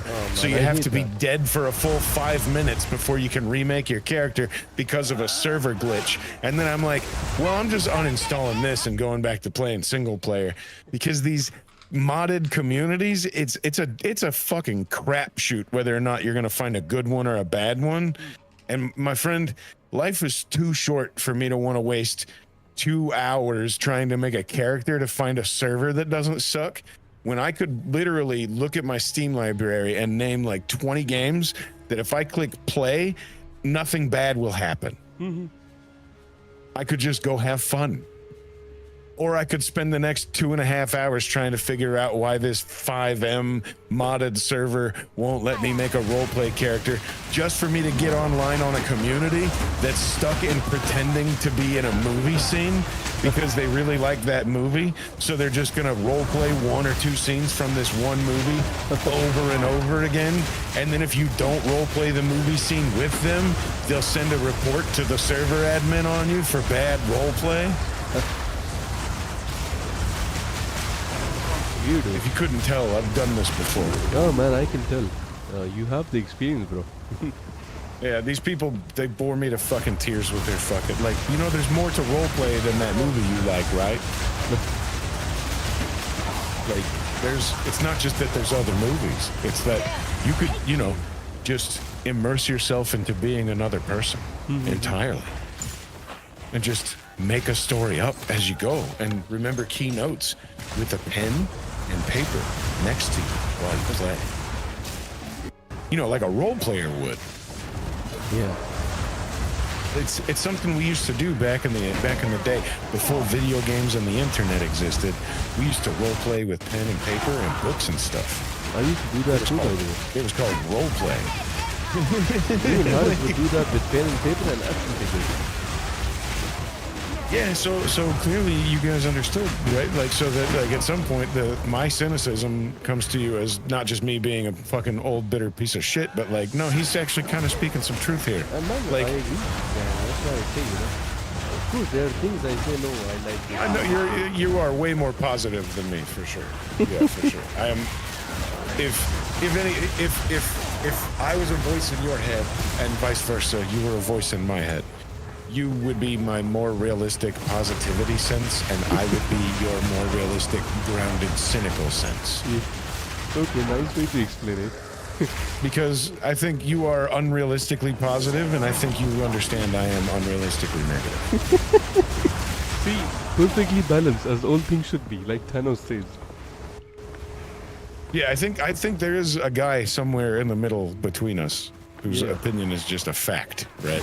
Yeah. Because mine is just like, fuck Rockstar, and yours is just like, Marvel's doing great. And both of us are way wrong. Marvel's not doing great at the moment. Deadpool and Wolverine was a success, but anything before that, there's been like, Marvel's great, Marvel sucks. Marvel's great, Marvel sucks. That's how it's been for Marvel. After phase 3. Yeah, well, but here's the problem: is phase 1, phase 2, phase 3. Let me bring you back down to earth. A lot of us have what we call, I don't know a better way to put it, ape shit exhaustion. I don't think there's exhaustion though. I feel that's I am fucking exhausted with superheroes, bro. I could use a break. I mean, that's all about opinion, to be honest. I will never get tired of them. I want more superhero movies to be there, you know. That's opinion, by the way. Oh my god. Yeah, it is opinion. I'm not gonna try to say that it's anything but I'm fucking exhausted. I want so much more. Like, Man, there's so much they haven't even. I mean, to be very honest, man, they haven't even scratched the surface with Super Heroes. There's so much to do, and DC hasn't even started. I mean, Superman's coming out. I'm fucking excited for that. James Gunn has been doing a great job. Peacemaker was great. Suicide Squad was great. And Guardians was great. So I have faith in him. A gift. People are already hating on him, but I don't know, man. I just have faith in James Gunn. I think he's gonna do a good job at DC. There are some things he's doing that I'm not liking. Some things, of course, you can tell. I'll be a bit negative here. If you wanted to do a universe, you should have started from zero. So he made Suicide Squad, he made Peacemaker. He didn't reboot them, you know. Instead, he chose to reboot some stuff. Didn't he? No, he didn't actually. He said they're in Creature Commandos, and then they're in Superman, and they're in Peacemaker. There are gonna be some things we're gonna say which happened before, and those things are gonna be canon. Shit, my But the bad. things that we like, for Zack Snyder example, was the guy. in Peacemaker there was a scene with Flash, Aquaman, Superman coming in. He said that that scene was in canon, and he said that it will actually be explained in Peacemaker, that what actually happened, you know. So it's kinda unfair that, you know, he's doing that. That he should have rebooted the entire thing, you know, from scratch. But he didn't do that, so people are confused now, you know. There's a lot of people confused on the internet. What's going on? What's canon? What's not canon? There are apparently two Your Batmans. rampage ends here. There's so much going on. Don't worry. And now I'm gonna I do got the hardest this. boss fight in the This game. is all just a misunderstanding. Path of Exile 2, the hardest boss fight. Here we go. I'm telling one you, of you just you need is to a play Dark foul Souls. blood. The remaster is amazing. That's me, of course. And if you're any kind of decent at Path of Exile, then you're ready for Dark Souls. Take I her. mean, I have Sekiro, Bring her to Dorian. the hardest game in the world, As for they you, say. I will pay back every Just drop because of the vile thing is blood newer you doesn't have mean it's better. spilled. Old does not mean dead. New does not mean best. Yeah, but yeah, for Sekiro, they really say, man, it's like fucking hard and annoying. Right, but like Elden Ring is hard and annoying, but like Dark Souls is a masterpiece. Yeah. You are nothing but a loser. You know what I mean? Like Skyrim is pretty and has freedom, but Daggerfall is a masterpiece. I've been cheated. Wow, That's I another just kill. killed, I agree over there, by the way. I haven't never played Daggerfall, but I hear so many people, especially you, always talk about it, you know. By the way, I just killed the hardest boss in the game, I think in less than 30 seconds. I'm gonna need you to play Dark Souls. Like the Dark Souls remastered is like right up your alley. If you're fucking sitting there having fun, like the reason I'm having fun in Path of Exile is because I had fun in Dark Souls. Because I hate Path of Exile 1. I think it stinks. Yeah, I don't like it either. It's not my type of game, by the way. I don't I like quite the like fact that Path you of can't Exile dodge. 2 though. Path of Exile But I 2 like is Path of Exile 2 because I like Dark Souls. That's the exact reason that I like Path of Exile 2. Because I like Dark Souls. amazing. For the same reason I like Dark Souls. Because I have a dodge, and because I'm rewarded for skill, and because, and Dark Souls has something that Path of Exile doesn't, is if you get dead ass exactly in the right spot behind your enemy, you get a fucking backstab animation. And you can also break their poise. So poise is like a hidden stat in Dark Souls, but it's a stagger bar, right? So if I break your poise, you're staggered for a second. So you can break an enemy's poise, and then any attack works as a fucking backstab. So you can either get behind them in their exact right spot, and you don't know what it is on each enemy. You have to find it. You go behind them, and break their and backstab them, or you can break their poise, and any attack is a backstab. So you can fucking front stab after a poise break. Or you could call it a stagger, right? And it's the same, like, you know what I'm saying? Like, I'm describing Path of Exile 2 and Dark Souls, except Dark Souls has the backstab. Fair enough, You really have to should. master these You games, really know. should. Yeah, like the thing with Dark Souls is just it's the patterns of bosses after that, right? So like you get their life bar down to a certain part, and then you gotta change up the pattern for a bit. You'll die a few times each time. Sometimes you get it first try. Get lucky. Yeah, yeah.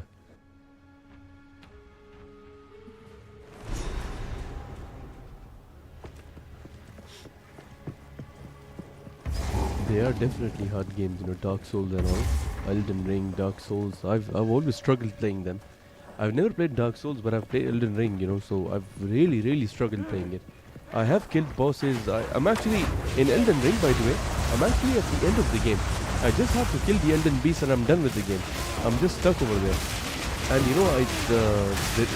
mean, people when they saw me play, they were like, you're very low level. You should be higher level. So, it's my fault. Yeah, there's always people telling you you're having fun wrong. That's a positive thing to say.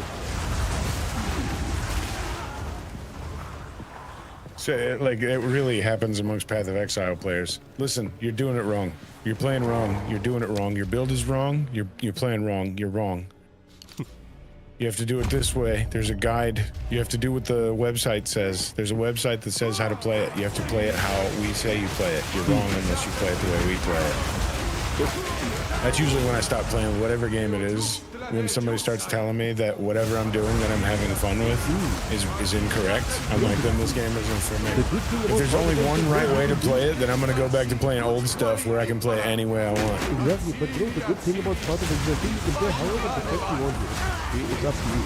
Yeah, so far that's worked out pretty good. But whenever somebody starts telling me that there's the right way, and then what I'm doing is not the right way, then I'm like, oh, then this game is not good. Like, I won't play this anymore. It's garbage. Like, I'll go back to playing games where the game is just like, here are the rules. Don't break the rules. Do whatever you want. I'm like, yeah, that's fun. I'm gonna do that. That's fun. I'm gonna play that game. But whatever game is like you have to play it this way and no other way. I'm like, okay, I'm out. That's like really tough, and that is what you were trying to explain me about Rockstar.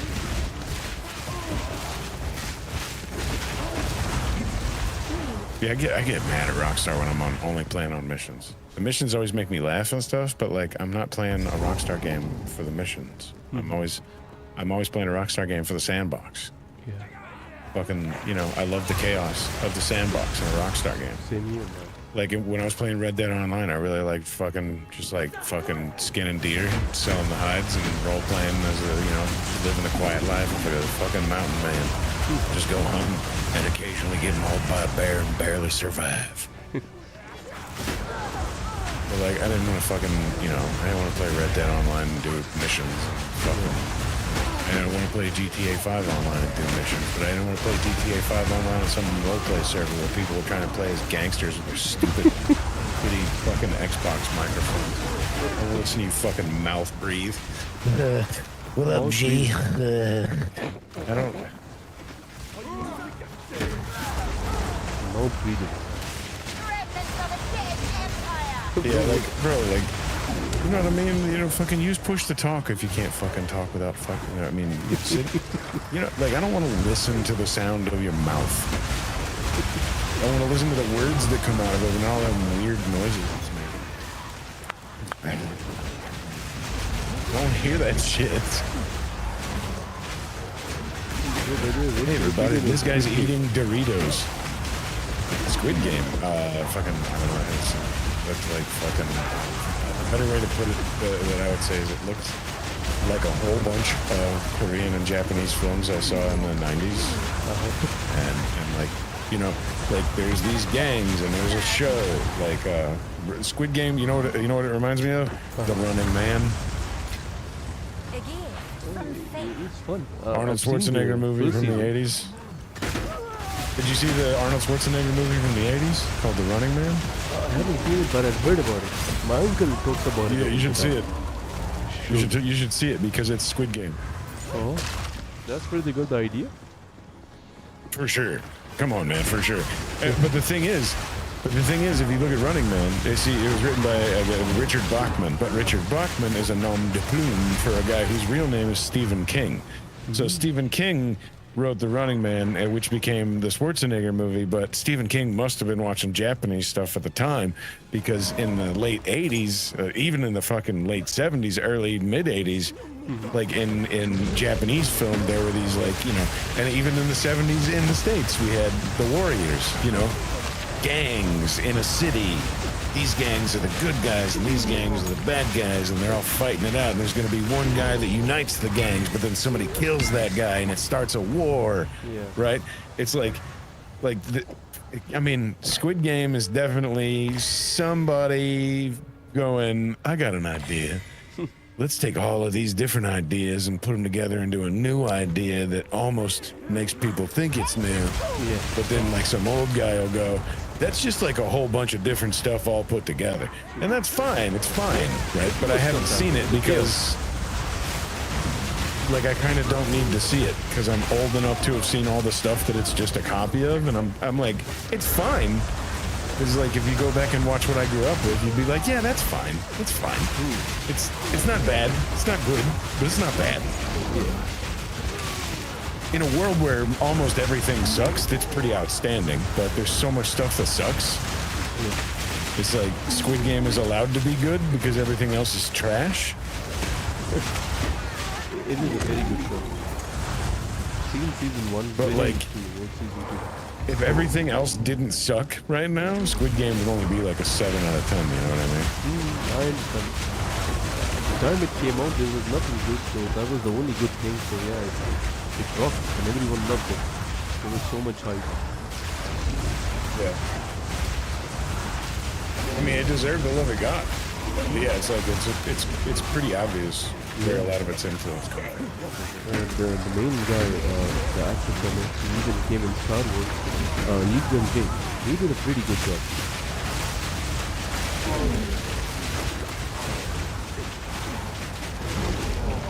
He literally learned English just to be in Star Wars. I mean, his Star Wars show started, The Acolyte, but his actual performance was really good. I mean, I'm not gonna say that like the fucking story for fucking Red Dead or GTA 5 were bad. The stories in those were fucking amazing. Yeah, absolutely. Those were really incredibly. I mean, fuck, dude. Like the story in San Andreas was amazing. It was really amazing. Very amazing. I mean, there were some missions, but there was. Let's be honest. Outside of maybe Red Dead 2, there were some missions in every single one of those games where the story was kind of meh. Red Dead 2 was like the first game they made where every single mission was a fucking banger. Yeah. Just in terms of the writing. They need Like, I'm gonna sit here and criticize these games up one side and down the other, but like they are all well written. I mean, they made good money for a reason. Agreed. But like, I fucking, the thing that makes me mad, the thing why I start talking so much shit on them much, is because like it's like I had, if I go play a game from 1992 called Ultima 7, there was a patch for it. Now the game mostly plays itself. You just have to tell people where to go and make dialogue choices, and make sure they're equipped with the right shit. But like the combat just resolves itself as long as you declare the mode. But like the story, the freedom, you could throw stuff on the ground and then walk on it, and you could build piles of stuff on the ground, and that meant you could walk up, right? So you could be building you could build a staircase out of piles of trash, and then get over a wall that was otherwise impassable. But imagine if Rockstar changes the formula of it, and they look at games like Baldur's Gate, The Witcher, and all those games. Even though I know they won't, man, but just for a sec, if they do that, man, that would be amazing, right? What would be really cool is to see like.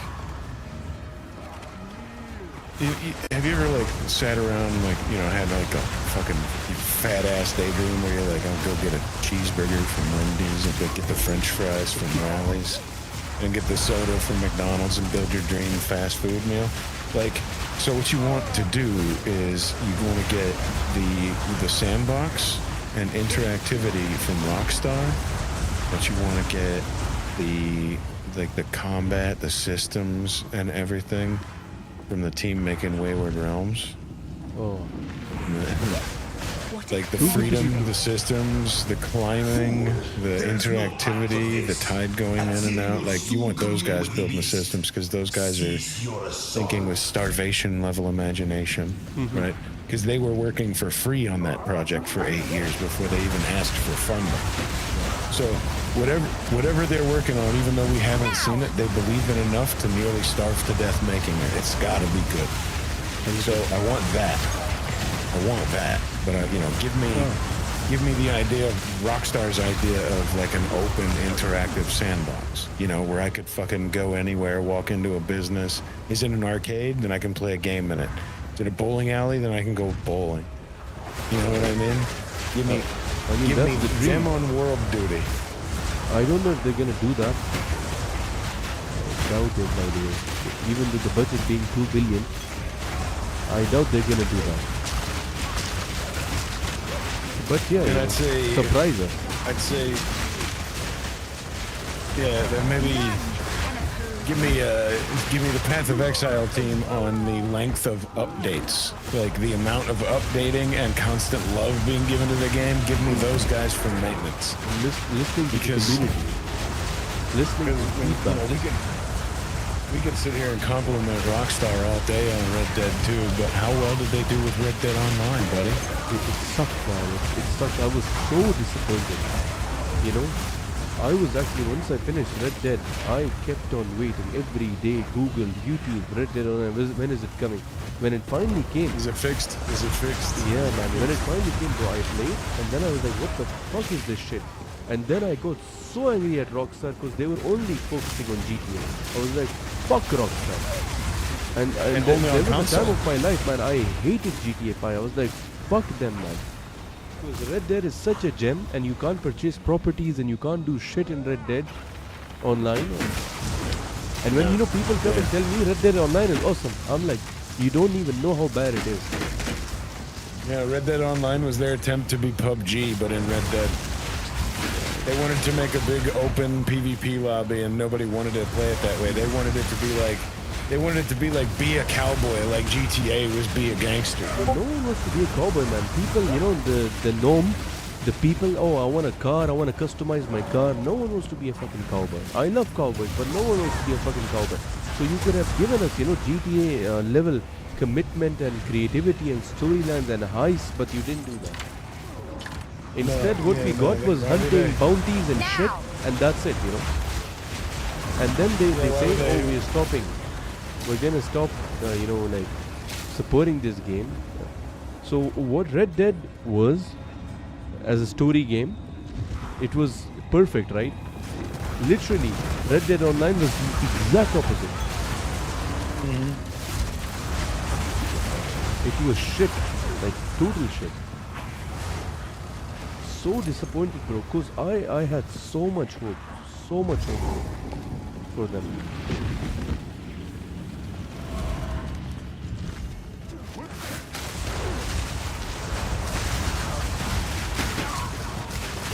And yeah, when you hear stories that they were planned GTA 5 DLCs for Trevor and stuff, but then they didn't make them because they were supporting GTA Online. I understand, that's where the money is at. But there are players who love your story as well. Right. Stop this at once. I take no pleasure in harming one of my own, but if you persist... Yeah, I keep playing on Return to Moria, hoping that they figured out why it won't run well on my system. Is it gonna run by that? I mean, it used to run before. I emailed them. Yeah, no, it does run. But it behaves so poorly that if I try to stream it, I'm trying to run. I'm gonna try to run OBS in admin mode. I even changed the fucking capture method to instead of 60 FPS, with fractional, like the way the base OBS uses. I changed it to integer-based capture, and then doubled the frame output to give it more range. Still just doesn't want to work. Something wrong with your PC, bro? No, the game runs fine. I can stream it's like No Man's Sky, bro. Like I can play it, but I can't stream it. Oh man, that sucks. Bro, hopefully, Yeah. once your job gets going and things are good, maybe you can do some investing here and there. Yeah, it's just a. Give me a second here. This bitch loud as fuck. Sure.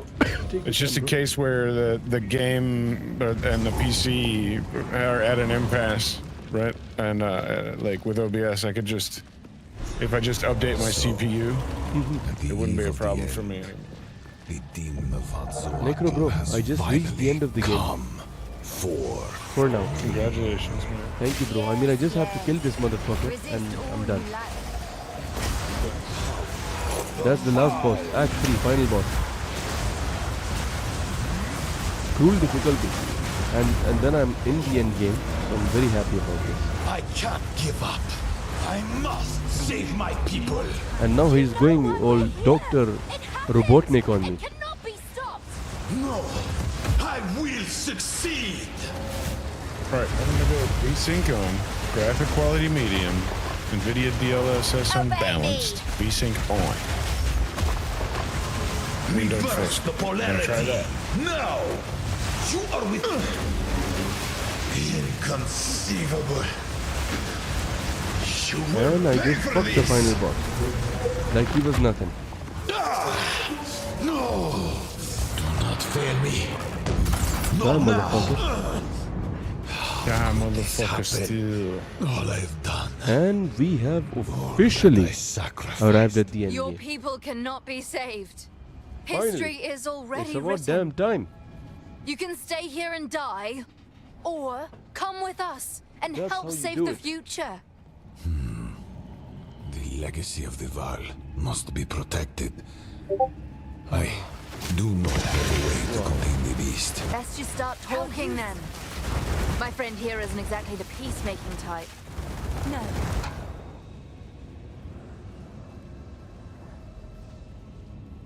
If only there is an ancient weapon. So will you help us? I suppose I must, but I will come to your era. It's settled then.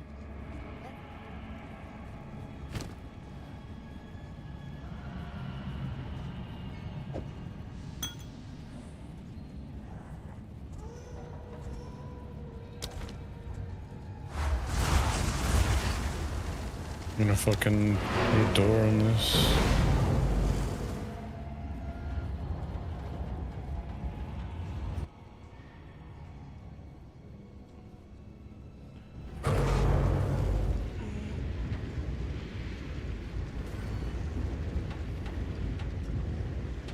Yeah, it's already up to 173 on frame skipped. Oh, And like I'm playing the game and it's fine, no frame skipped. OBS 188, 206, 212, 221. It's just skipping Now then, frames. It is time we departed. Activate the portal. Like the game's fine. OBS can't capture the game anymore. That's game capture. So if I turn off game capture, and I turn on display capture and reset everything, we'll see how it goes.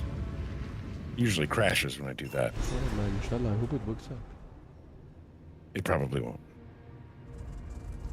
So, I'm still alive after being hit in the face by the cataclysm. I'd almost say I'm lucky.